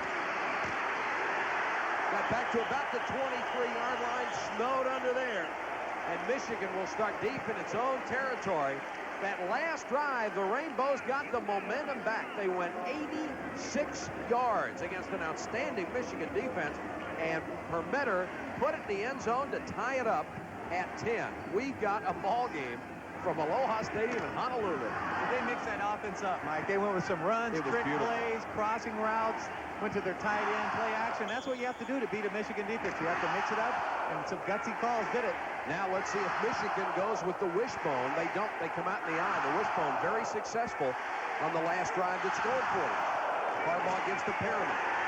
Perriman gets popped a couple of times as he crosses the 25 to the 27. And Hawaii is in there hitting. One thing we have noticed in the second half, they are running the ball predominantly the left side. They're going to stay away from Noga if they can, which is good coaching. Yeah. But he's so quick that he can still cause some problems across the line of scrimmage with his lateral movement. So I think we'll see him run left a lot more.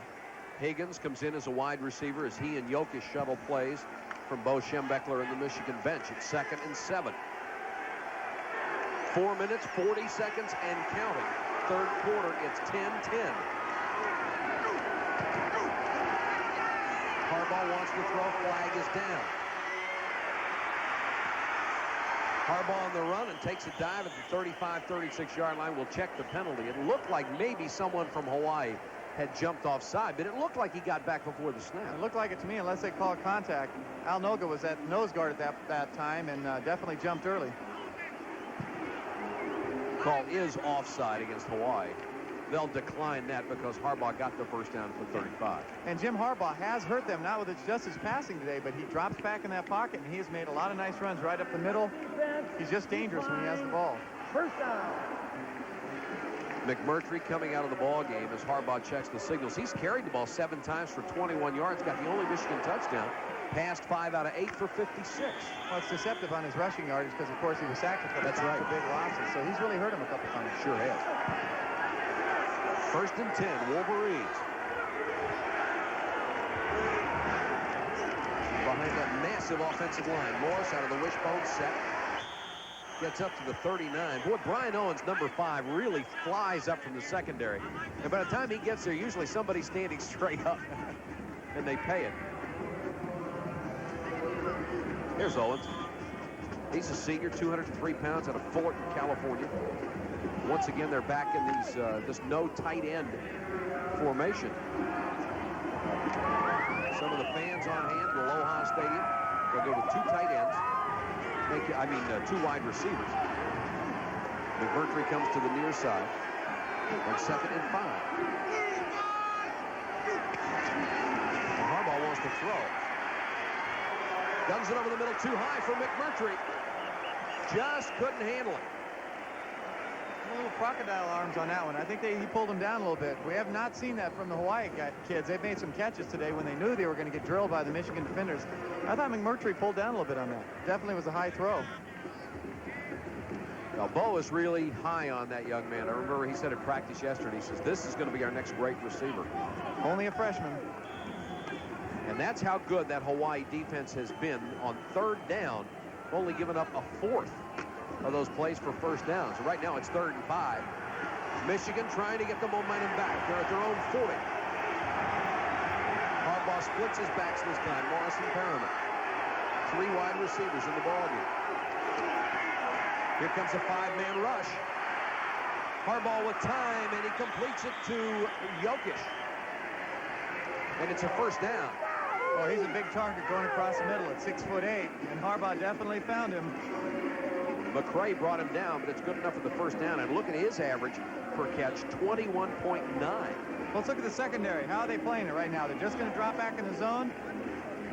Well, now they're in the man right there. That's a man-to-man coverage with the free safety down deep to take away the long pass. And Jokic is just so big, got his body, got open. Nice throw by Harbaugh. Big is right, 6'8", 239. First down, Michigan, midfield. Morris really took a shot and bounced off of it. Still on his feet to the Hawaii 39-yard line. Jamie Morris, just like his little brother Joe, with great leg strength, and he's just gone over the 1,000-yard mark for the 2nd straight season.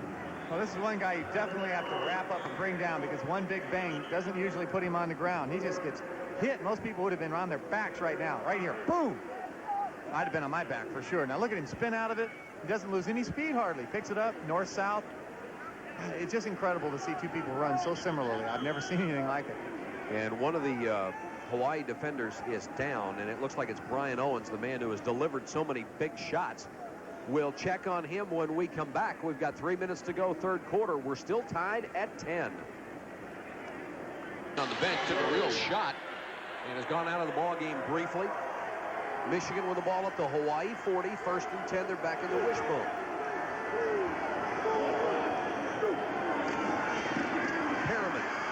Harbaugh keeps it. Brought down at the sideline. Good tackle by Belcher. There's a case again where Hawaii went to that 4-man front. They dropped into the defensive lineman down, and they didn't have the outside pressure. They couldn't take away the ball from Harbaugh, and they're not assigning anyone to him, and he's burning them with it. That could have been a big play. Got 5 yards on that. Here come the tight ends back in the ballgame, 2 of them, Brown and Walker. We've seen a lot of different formations, a lot of different offensive systems from Michigan. Makes it very difficult to prepare for him, but Hawaii's done an outstanding job this far. 1 wide receiver, that's Jokic. He comes to the near side on 2nd and 6 so far. Told that Owens will be back. All he had was a Charlie Horton. Morris. 1st down, still on his feet. What great balance. Near the 25-yard line. Dana Directo 97 and Patrick McCray number 9 on the tackle. Well, Jamie Morris again, he's going to run. Mike said during the break that it's really Joe playing on weekends here, and he goes on Sundays for the Giants. Right there, nice block by Perriman, 37, double team the linebacker, and then it's just Morris again. Look at him keep his balance, though. He takes shot after shot, somehow keeps his balance and keeps running.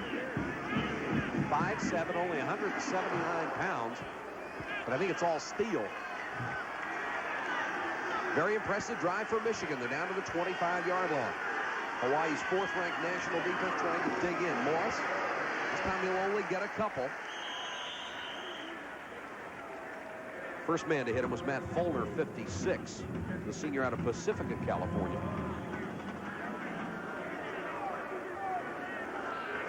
Noga has not been a big factor here in the second half. They have tried to run away from him and give him a little more attention, although at times they had 2 men on him in the first half and it didn't seem to do too much. Well, it's awful tough for a defensive tackle or an end in the 3-man line to dominate a game like he has. You just run away from him or you put 2 guys on him. Morris now to 103 yards on 17 carries. Perriman stumbles forward to the 20-yard line.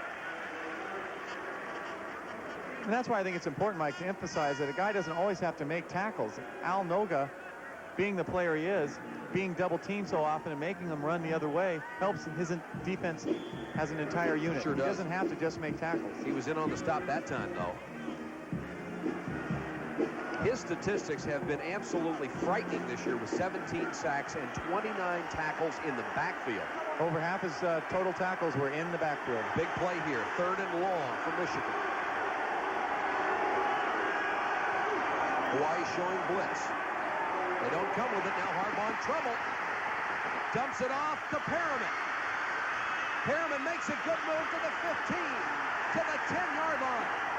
And Jim Harbaugh's scrambling ability and Perriman's ability to dodge a tackle from Patrick McCray gets him a big 1st down. I can't believe Harbaugh even saw Perriman. I don't know how he found him. He was running for his life. Drops back. They're going to put a lot of pressure. He's going to pull the ball down right there. He almost threw it. Somehow kept it in his hand. Now watch this. How can he see him? He must have just known that he was sitting there because he absolutely could not see him with his eyes. Sometimes quarterbacks, particularly when they're experienced, they played a long time in a system, they just know where the people are. Montana does it all the time for the 49ers. And Hawaii has 2 players down. Fulner, 56, is now up on 1 knee, and Colin Scott's 94 is slow getting up. Tell you, they were everywhere on that play trying to chase Harbaugh and then Perriman, and Scott's out of Sydney, Australia, is going to come out for a play. Tremendous individual effort by Harbaugh on that. That should have been a sack. They should have been either kicking a long field goal or punting here. Frustrating for a defense. Sure was. Harbaugh talking to that Michigan offense. He's got a 1st and 10 just outside the 10. 2 seconds to go here in this 3rd period. And you got to hand it to the Hawaii's defense. They have done a job today.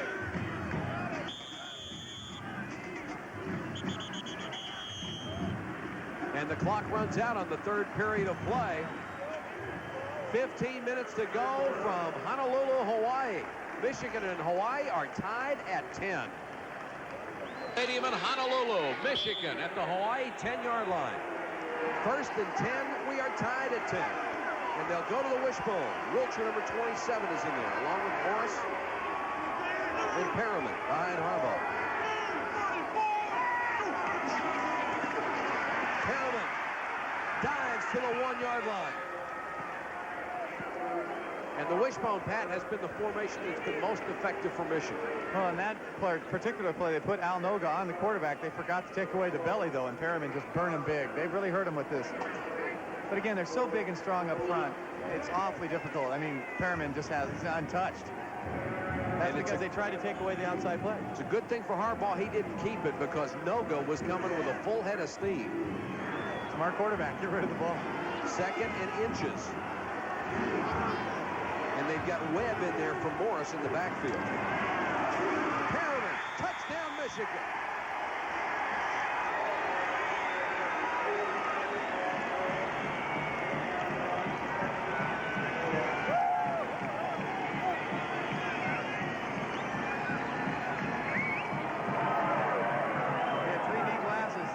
You'd see him coming into your face right here. Perriman just going to dive right over the top.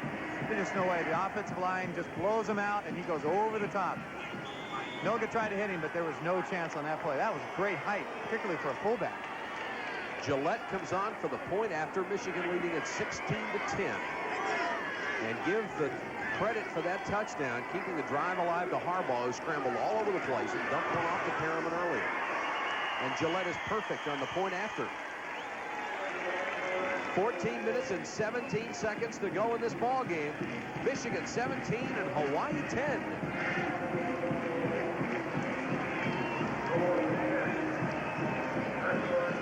Of Hawaii, they're up 17-10, and we've got 14-17 left in the ball game. Michigan set to kick off, and making their 5,000 or 6,000 supporters who made the trip very happy. That's Coldine Walsh, standing at the 5-yard line, waiting on the kick of Pat Moons. The question is, Pat, can Hawaii come back on offense again? Well, they'd like, oh boy, in English, they would like a big return here. They almost broke one, the first one of the game. And Coach Tomey told me they're very good on the special team returns. He looked for a big return tonight at some point. Maybe this will be it.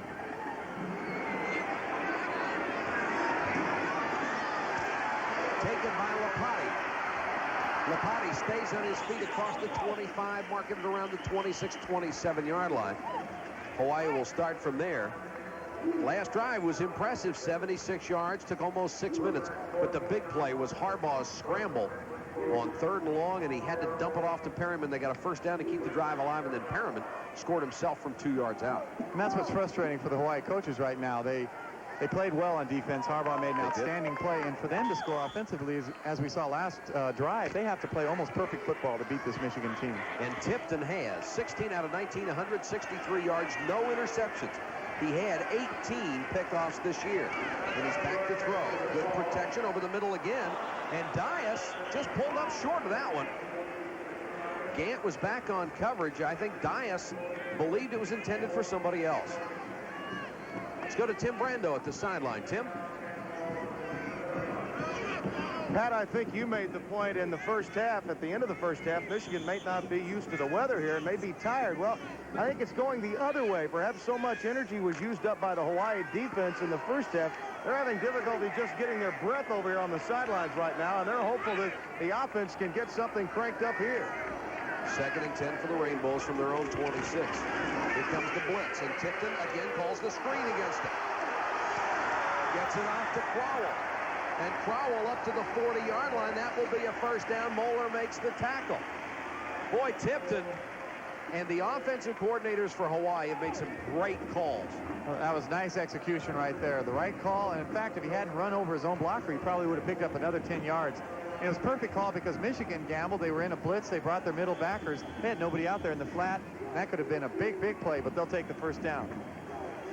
Has to be a fun afternoon for Dick Tomey, as he's facing a huge challenge from 4th-ranked Michigan, and he's played him to a standstill, although right now they're down by 7.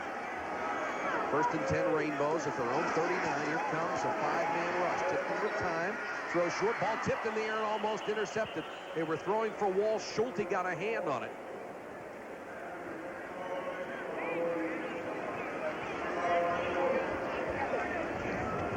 Well, he forced this ball a little bit. It's one of the few of the day. Walsh makes an outstanding effort to prevent this from being an interception. Watch him lay out for that ball, take it away, pops up in the air. They're fortunate it wasn't picked off. He did force that ball. He can't afford to throw it into 3 defenders like that. Tipton, who's had a great game, has missed 4 of his last 7, though. Facing a 2nd and 10 right now from his own 39. That's Vegas in motion. 5-man rush again. He'll dump it out to Vegas in the flat. Got to the 42-yard line. Schulte again, number 41, is over there. Second time they have run that exact play, sending Vegas in motion and then tossing it to him. Well, Michigan definitely got together at halftime, and they know they're going to have to change up their coverages, and that's exactly what they're doing to Hawaii now. Right now, they're not giving them those easy throws they had in the first half. And Vegas looked like he may have been shaken up on the play. It's going to be a 3rd and 7 for the Rainbows, who need to get the touchdown to tie it up again. They have tied Michigan twice at 3 and then at 10. Tipton chased out of the pocket. Throws and dropped by Dias. Had it at the Michigan 44, turned to run with it, and forgot to catch the football. Oh, what a tough break as Tipton was on target. I think this is a couple of cases in this drive alone that David Dias really has felt the pressure of some of those big hits early. He stopped on a route earlier. This time, I know he feels that someone's going to come and hit him right there. He took his eye off the ball and hit him in the shoulder pad. That was a perfect throw. And Kyle Aloha comes in to punt. Tony Gann is deep to receive. Hawaii will have to give it up on 4th and 7. Good kick here. He had to short hop that one. Low line drive. Gann will have a chance to bring it back from the 15. Trying to get outside, and a great tackle. Hall, the tight end on special teams, saved what could have been a monster return for Michigan. A loss of 3 after a 42-yard kick. Michigan leads by 7. Will have the football with 12:35 to go in the 4th quarter. They're stuck from their own 13. Yeah, I just want to say something about David Dias, who we said just dropped that ball for Hawaii. He has been playing with a broken finger, and he has to use his pads a lot of times. I'm sure that affected him on that play. It does make a difference. Michigan would like to sustain drive and get something out of it. Harbaugh back to throw. Here comes Noga. They'll dump it out in the flat to Morris on the screen. Hawaii converges it at about the 19-yard line, and boy, Noga was coming after Harbaugh. How fast did he get there? I mean, he ended up dropping Harbaugh in the end zone, but he's there almost before Harbaugh had the time to drop this ball off. He was fortunate it was a screen. He's unpicked up, but look at him close the gap here. Oh, this is a nice throw to just get rid of him. Now watch him put him in the end zone. Boy, that guy is fast. I would not want to pick him up like Harbaugh had to on that play when they leave him unblocked, even on a screen. He's a great player. They gained 5 on the screen, though, to Morris. The first-team All-American ever for Hawaii. And you can see why. He has been brilliant all day. Morris on the delay. And Noga has him and gets some help.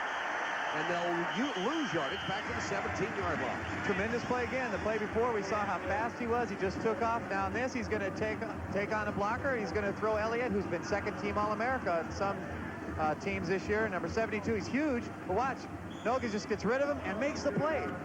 The amazing thing is, not only is he taking on these big bodies, but somehow he sees under their arms, between their legs, he finds the ball carrier somehow. Michigan comes out on 3rd and 7. The Hawaii defense trying to stop it. No tight ends in there. 3 wide receivers and a split backfield behind Harbaugh. And Harbaugh to throw. 5-man rush. They come after him over the middle and incomplete. Knocked away from Jokic. And a great play by Owens, who got a hand in there at the last minute because Harbaugh was on target. It's a beautiful defensive stand by Hawaii. Harbaugh has all kinds of time. He delivers this ball, but here's an excellent play by Owens. He's going to stick that left hand right in there and knock it away. Clean. Can't do it any better than that, though. He stripped that left hand right in there and knocked the ball down. Robbins to punt. They have come after him a couple of times, and in the first half, they got close. You have to wonder if they'll do it again. They have a 10-man front. The man deep to receive is Briggs, standing at the 50.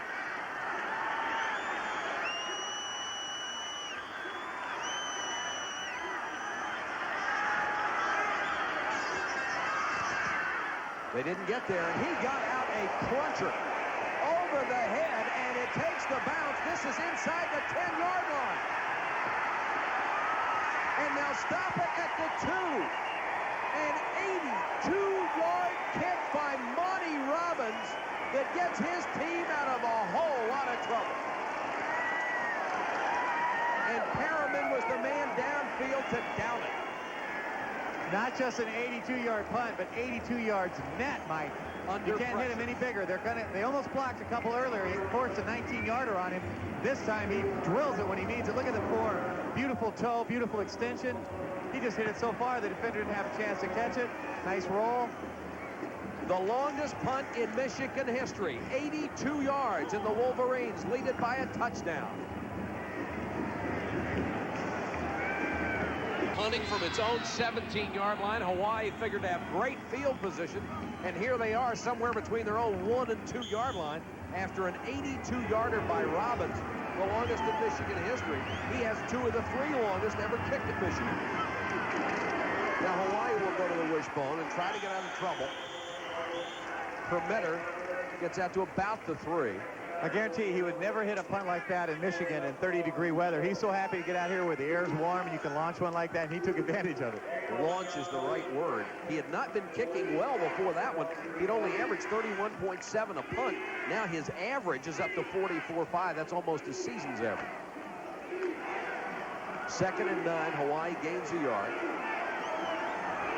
He's saying, I got to play the game so far, boys. And they'll throw out of the end zone. And just overthrown, intended for Crowell out of the backfield. Mallory on the coverage.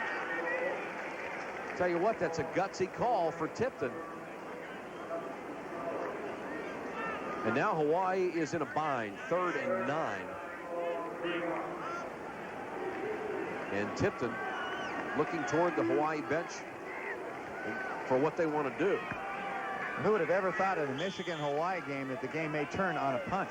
Yeah. A long punt, not a punt block or anything like that. Tipton and the Rainbows with 10 minutes and 4 seconds to go in the game. They're down by a touchdown. And facing a problem here. 3rd and 9 from their own 3. Michigan comes on the blitz. 5-man rush. Tipton wants it all. Just floats it way up there. It's up for grabs. And Tipton incomplete. Ball was woefully underthrown that time. And Hawaii is going to need an 82-yard punt. This is very difficult for a punter, too, because they're inside the 5-yard line, so he'll only be able to drop back 12 yards, which makes it very difficult to extend. You get very nervous with all these bodies so close to you. You're worried about your quarterback, backing up right into your foot, which I had happened once. Blocked by my own blocker's rear end. Kyle Alu standing precariously close to that end line. Gant is waiting at the Hawaii 40-yard line to return this one. Alu needs to get one out of there. He gets out of beauty. Drives Gant back across midfield to the Michigan 45. Another big pressure kick. This one 52 yards by Kyle Alu, and he gets a hand from the crowd. This coming Monday, we invite you to join ESPN for a very special program, a profile of Vinny Testaverde, this year's Heisman Trophy winner. We'll highlight his outstanding career and hear from those who are closest to him. Airtime 11 o'clock Eastern, 8 o'clock Pacific, and he certainly, if anybody ever deserves outright the Heisman Trophy, it's Vinny this year. He's been absolutely brilliant. To think that 2 years ago, he almost moved to tight end or transferred. Yeah. Michigan with the ball on its own 45, and Hawaii's defense has got to find a way to hold here the way they did last time. Wolverines back in the wishbone. They give it to Perriman. Perriman breaks it. It's a foot race. McCray trying to chase him down, and it's a touchdown, Michigan.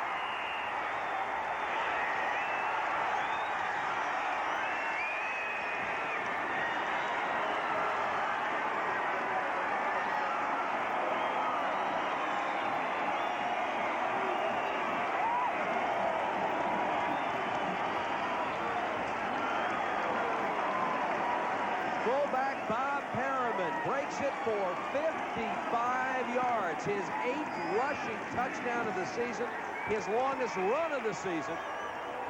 And the Wolverines trying to break it open. They're up 23-10, and Gillette will come on for the point after. You don't see too many fullbacks on first down, non-short yardage situations. Break one for that long. They're just trying to stop that outside pitch game and Harbaugh, and he just was untouched. Gillette comes on for the point after. The whole thing that set that up was the 82-yard punt 2 possessions ago. Well, Perriman really has had the big plays in this fourth quarter. And in this case, Harbaugh's just going to hand off on the belly, and they just don't have anybody there. He's just absolutely untouched. You can't run the option any better. The first option is hand off to the big guy, let him run. You don't expect him to go 55 yards very often. That's good speed. And the safety had the angle on him and couldn't catch him. A 55-yard touchdown run to give Michigan a 14-point lead in Aloha Stadium in Honolulu.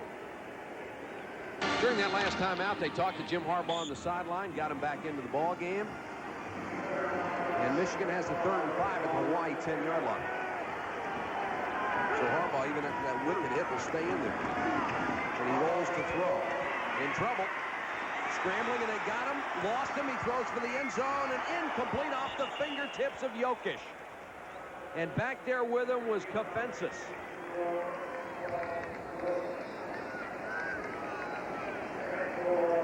We've been watching him all night long. Al Noga, middle of your screen. He's being blocked. He's not going to stop. Now he gets away from Elliott. Bounces off his own player. Oh, boy, Harbaugh has been hit back-to-back as hard as you can get hit on a football field. He actually makes almost an outstanding catch by Jokic on this play. It's behind him. He sticks one hand out. Big paw when you're 6'8". And then he might have caught it, but he got hammered. Gillette will go for the 27-yard field goal. And puts it through. So with 2:39 to go, Michigan adds 3 points and is on top 27-10. Now, while we have the chance, really can't say enough about the Hawaii team and what they have been able to do against Michigan and Bo Schembechler today. For both offensively and defensively, you know, they just were outmanned. This is an outstanding Michigan team. Hawaii's played well all year, had their problems on offense, as you said. They didn't make mistakes offensively. They just ran into a defensive team that's overpowering. And the second half, Michigan came out, ran that wishbone, and they just didn't have the people big enough to stop it. That's right. ESPN's live coverage of the National Hockey League will continue on Tuesday, December 9th, when Gretzky the Great and company visit Minnesota. Airtime 8 o'clock Eastern, 5 p.m. Pacific. The Edmonton Oilers not having their greatest year, but Gretzky is still the best player on skates. With that 7 or 8 straight years, he's been MVP. That's just unbelievable. It's a lock. I mean, they send it to him at the start of the year and say, you know, just have it inscribed again. They hit him all night long. One of the great ones.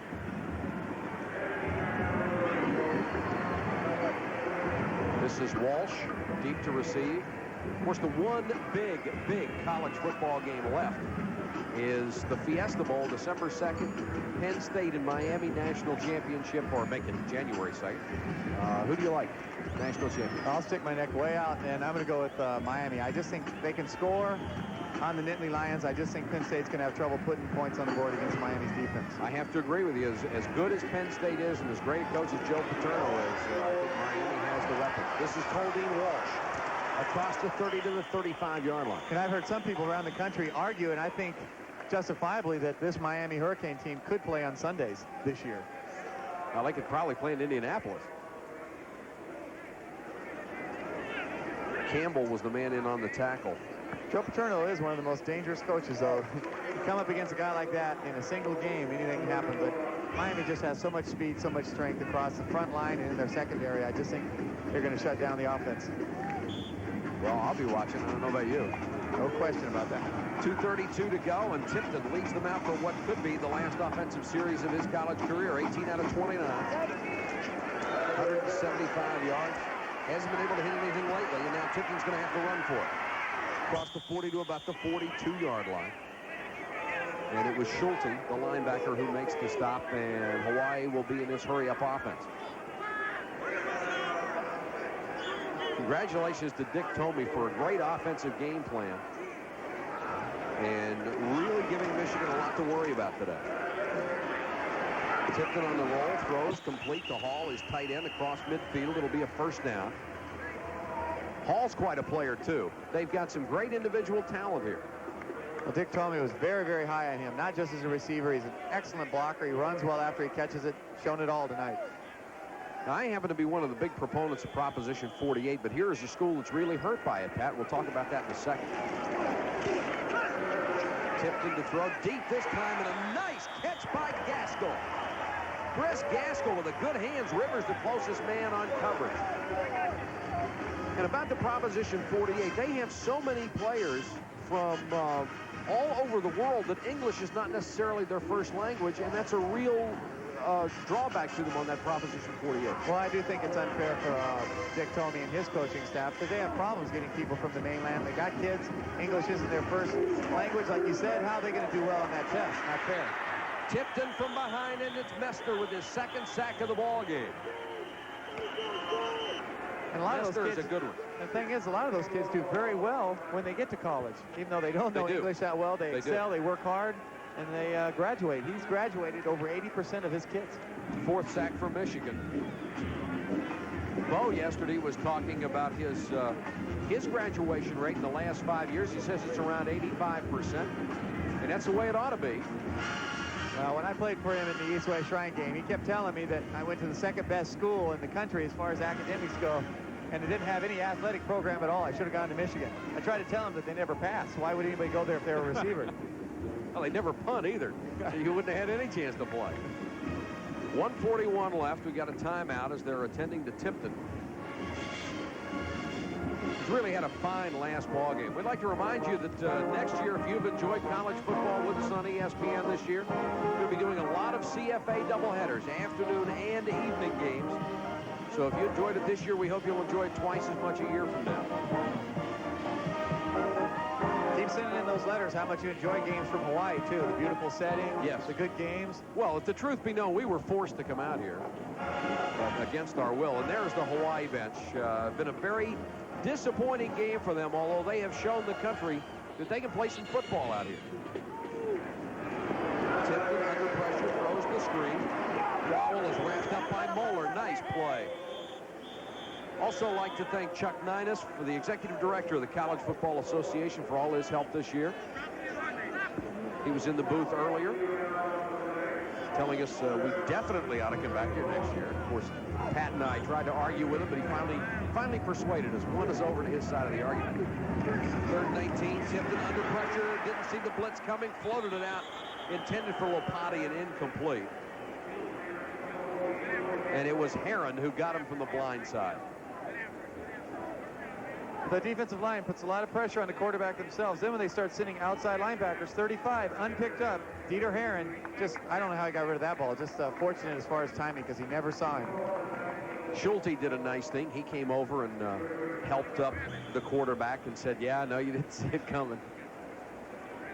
And now it's 4th and 19, last gasp for the Rainbows.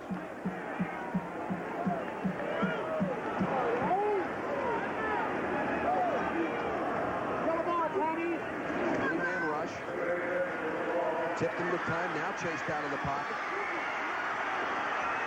Wants to throw. Got Crowell open at the 8-yard line. Unbelievable. But I think he was past the line of scrimmage and the flag's going to go down. Was that a throw, though?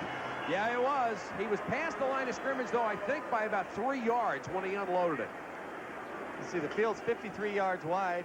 He threw it from about 2 yards inside one sideline to the other sideline at an angle. They had to go 60 yards on the line. And it is an illegal forward pass. Mike Teeter was putting the pressure on him. And with 55 seconds to go, that's it. Hawaii will have to cough up the football. Tough break for Tipton. He made the great throw after scrambling out of pressure, but he had crossed that line of scrimmage, and it's something that a quarterback has to be aware of. And the people here in Hawaii who have filled the stadium and bought tickets in June ought to give their Rainbows a nice round of applause for a great job that they've done today. 7-4 coming in. They'll finish 7-5. Zerbrug will now come in at quarterback. for Michigan for the final 55 seconds. There he is. And Hawaii did beat a Big Ten team for the first time. They knocked off Wisconsin here in the Aloha Bowl. The only similar opponent they played, and the scores were quite similar. Zerbrug brings them out, leading 27-10. Only threw 7 passes in all of 1986. He'll give it on the pitch this time to Wilcher. Wilcher tripped up at the 44.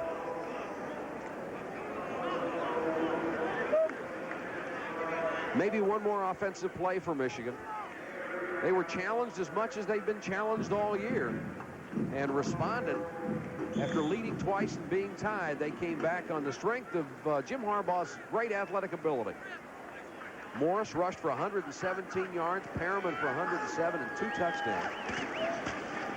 They get quite a ball play. Wilcher trying to get outside, cuts it back, drops as he gets to the 46-yard line. The clock will stop while they move the chains, but then we'll restart as soon as it's marked ready for play.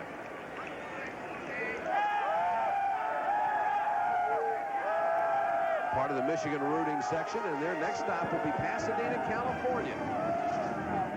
They know how to get out of Ann Arbor for a couple of weeks, don't they? The clock is restarted. It's down to 3. There is Dick Tomey on the sideline.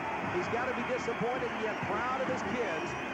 And there's Bo Schembechler. He's got a lot to be proud about, too. 11-1 on the year. And he will go across the field to shake hands with his former assistant coach in Miami of Ohio. Tomey was a graduate assistant at that point. And Schembechler congratulating some of the Hawaii players. Big smile from Bo. That's what we saw all day yesterday in practice.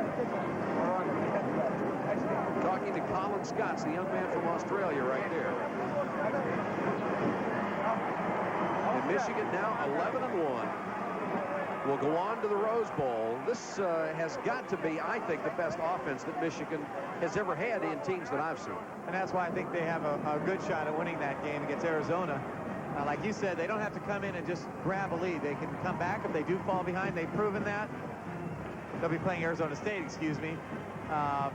That's why I think they have a good shot at continuing their drive toward another national crown. I think, and we've seen this throughout the year with the Auburns, the Alabamas, you just can't live with the running game anymore. You've got to be able to throw the ball and be versatile on offense. Of course, he's had the opportunity to change that offense because he's got Jim Harbaugh, such an excellent passer as well as a runner, a great field general.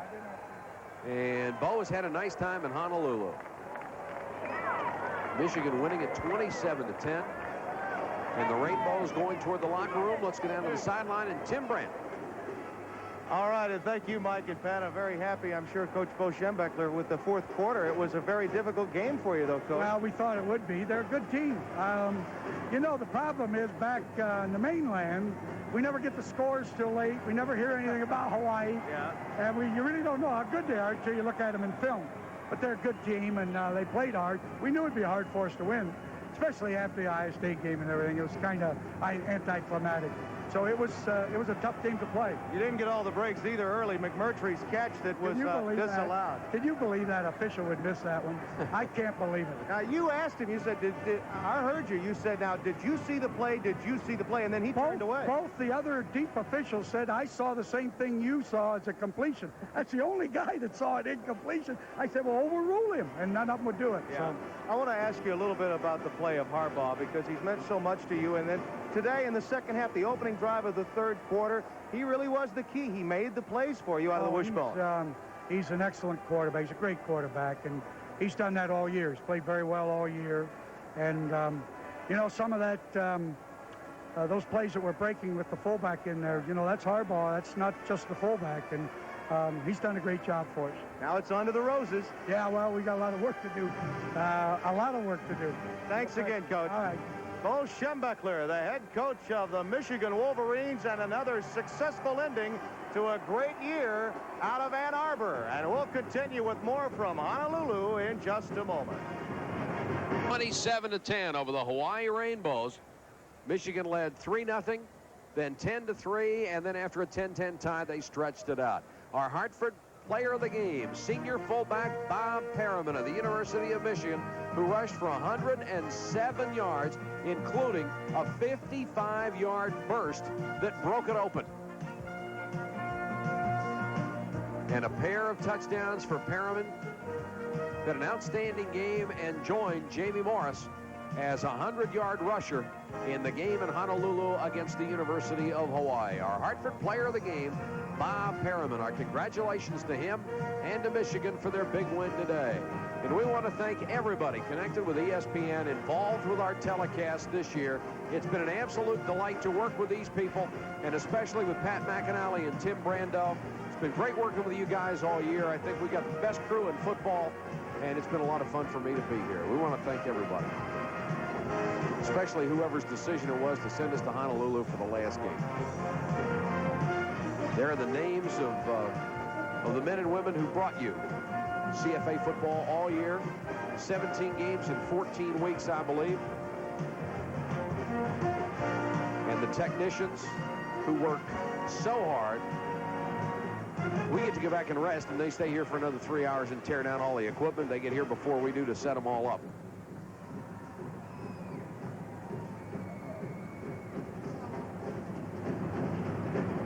And we'll take this chance, since Pat and I won't be seeing you again for a while, to wish all of you a wonderful holiday. Thanks for being with us all year long on CFA football on ESPN. And especially thanks for being here today, where Michigan has beaten Hawaii. We'll be back to wrap it up from Aloha Stadium in Honolulu in a moment.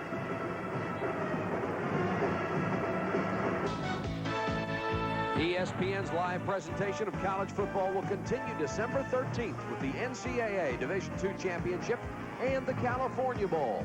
Coverage begins at 12:30 p.m. Eastern, and on the 19th, join ESPN for live coverage of the NCAA 1AA Championship at 11 p.m. Eastern.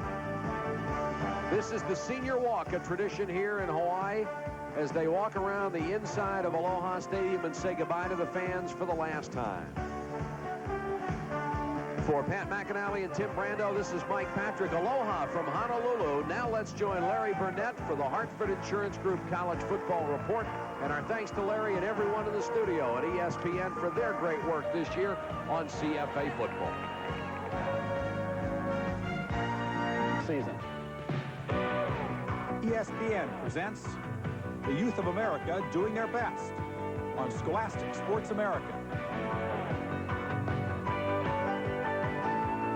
ESPN Scholastic Sports America is brought to you in part by Kentucky Fried Chicken. We do chicken right. The Scholastic Sports America Class of '87 is led by a great group of running backs. And at the head of the class is Emmitt Smith, number 24 of Pensacola, Florida. Emmitt cut and sprinted his way to number 3 in the all-time high school rushing list with 8,465 yards in his career. Pretty much look at the defense and think about the play, and I kind of visualize it opening up. And usually, 9 times out of 10, it usually happen that way. It open up where I visualize it going to open up at, and I'll be right there at the hole. Emmitt Smith stands 5'11", weighs 195 pounds, and has narrowed his college choices to Florida, Auburn, Southern Cal, and Notre Dame. Right behind Emmitt Smith on the career rushing list is Carlos Snow of Cincinnati's Academy of Physical Education. Carlos, number 25, scored more touchdowns in his high school years than anyone in history, 106.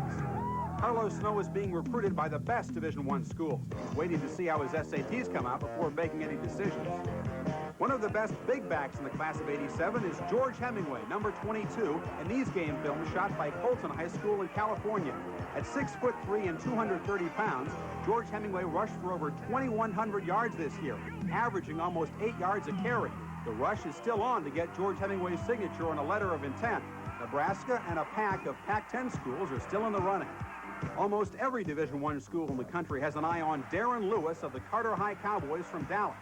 Darren, at 5'11" and 201 pounds, averaged almost 8 yards a carry, scoring 21 touchdowns. In Knoxville, Tennessee, they call Leroy Thompson a human highlight film. Leroy gained 1,741 yards and scored 34 touchdowns this year. On defense, he plays safety and intercepted 9 passes during the season. Leroy says it's all in the family.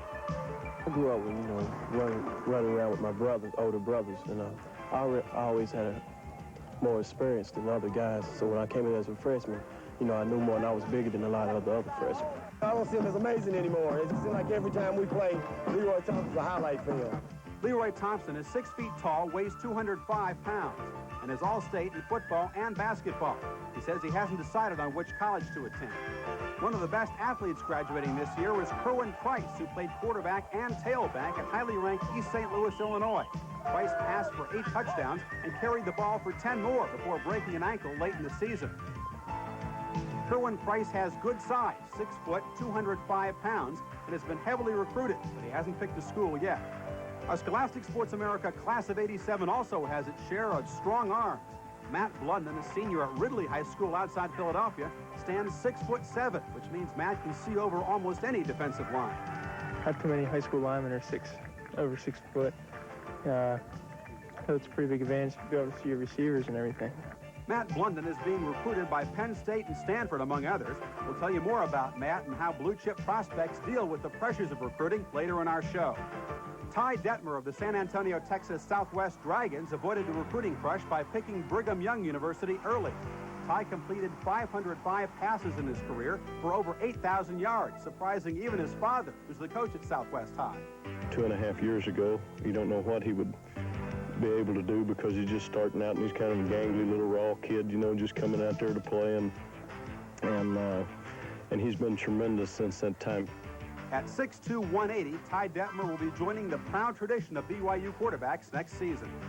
Scott Schaffner comes from a winning tradition at Cincinnati's Moeller High School. Scott had a 59% completion ratio this season, connecting for 9 touchdowns. He has excellent size for a quarterback, but his choice of college is still up in the air. Quarterback Kent Graham led the Wheaton North Falcons of Wheaton, Illinois to the state 5A title last weekend. At 6'5" and 225 pounds, Kent is always being compared to another Wheaton North grad, former Iowa star Chuck Long, who's now with the Detroit Lions. In high school, they compare me to him and stuff like that. But overall, you know, I'm just thankful that people even consider me to be in that same type of category. Kent Graham completed 119 passes in 209 attempts this season for over 1,600 yards and 9 touchdowns. He's narrowed his college choices to Illinois and the University of Northern Illinois. Playing on the other side of that Illinois 5A title game was one of the best receivers in the country, Nate Turner of Mount Carmel High School, number 85. Mount Carmel lost to Wheaton North 34-14, but Nate had another great game. For the regular season, he caught 32 passes for 507 yards and 7 touchdowns. And he also returned punts and kickoffs for another 440 yards and 2 more TDs. At 6'2", 205 pounds, wide receiver Nate Turner has not yet decided on a college. On defense, linebacker Matt Darby of Green Run High School in Virginia Beach, Virginia, has been All-State 3 years in a row. Matt, who's 6'3", 198 pounds, has averaged 12 solo tackles per game, and he has 10 career interceptions. I can read real quickly, and I have good reaction time. Right now, I need to work on, better tackling techniques and stuff like that. Matt Darby is an honor student who also holds the Virginia State triple jump record. He's narrowed his college choices to Virginia, UCLA, Georgia, North Carolina, and Tennessee. Greg Skrepanak, number 74, plays offensive and defensive tackle for GAR High School in Wilkes-Barre, Pennsylvania. At 6'8", 310 pounds, Greg is a 16-year-old senior who opened holes for 2 1,000-yard rushers this season. Greg Skrepanak is an A student who's considering Notre Dame, Michigan, Penn State, and Boston College. Another excellent lineman this year is David Rocker of the Fulton High Redbirds in Atlanta, Georgia. David stands 6'4½", weighs 255 pounds, and runs the 40-yard dash in 4.75 seconds. He averages 9 first hits and 2.5 sacks per game. Next year, David Rocker will attend either Alabama, South Carolina, or Auburn, where his brother Tracy is also a defensive tackle. And the kicker on our Scholastic Sports America Class of '87 team is Philip Doyle of Huffman High School in Birmingham, Alabama. Philip set a national record for field goals in a career with 43, his longest from 52 yards out. Philip Doyle's top 3 colleges are Alabama, Auburn, and Florida State. There they are, the Scholastic Sports America Class of '87. The college football stars of tomorrow. If you're a college football fan, you'll want to remember some of those names. Coming up next, we'll show you how intense big-time recruiting can change your life if you're a top high school prospect. But first, a look at some of the state football championships and how they stand. We'll have more later on in the show.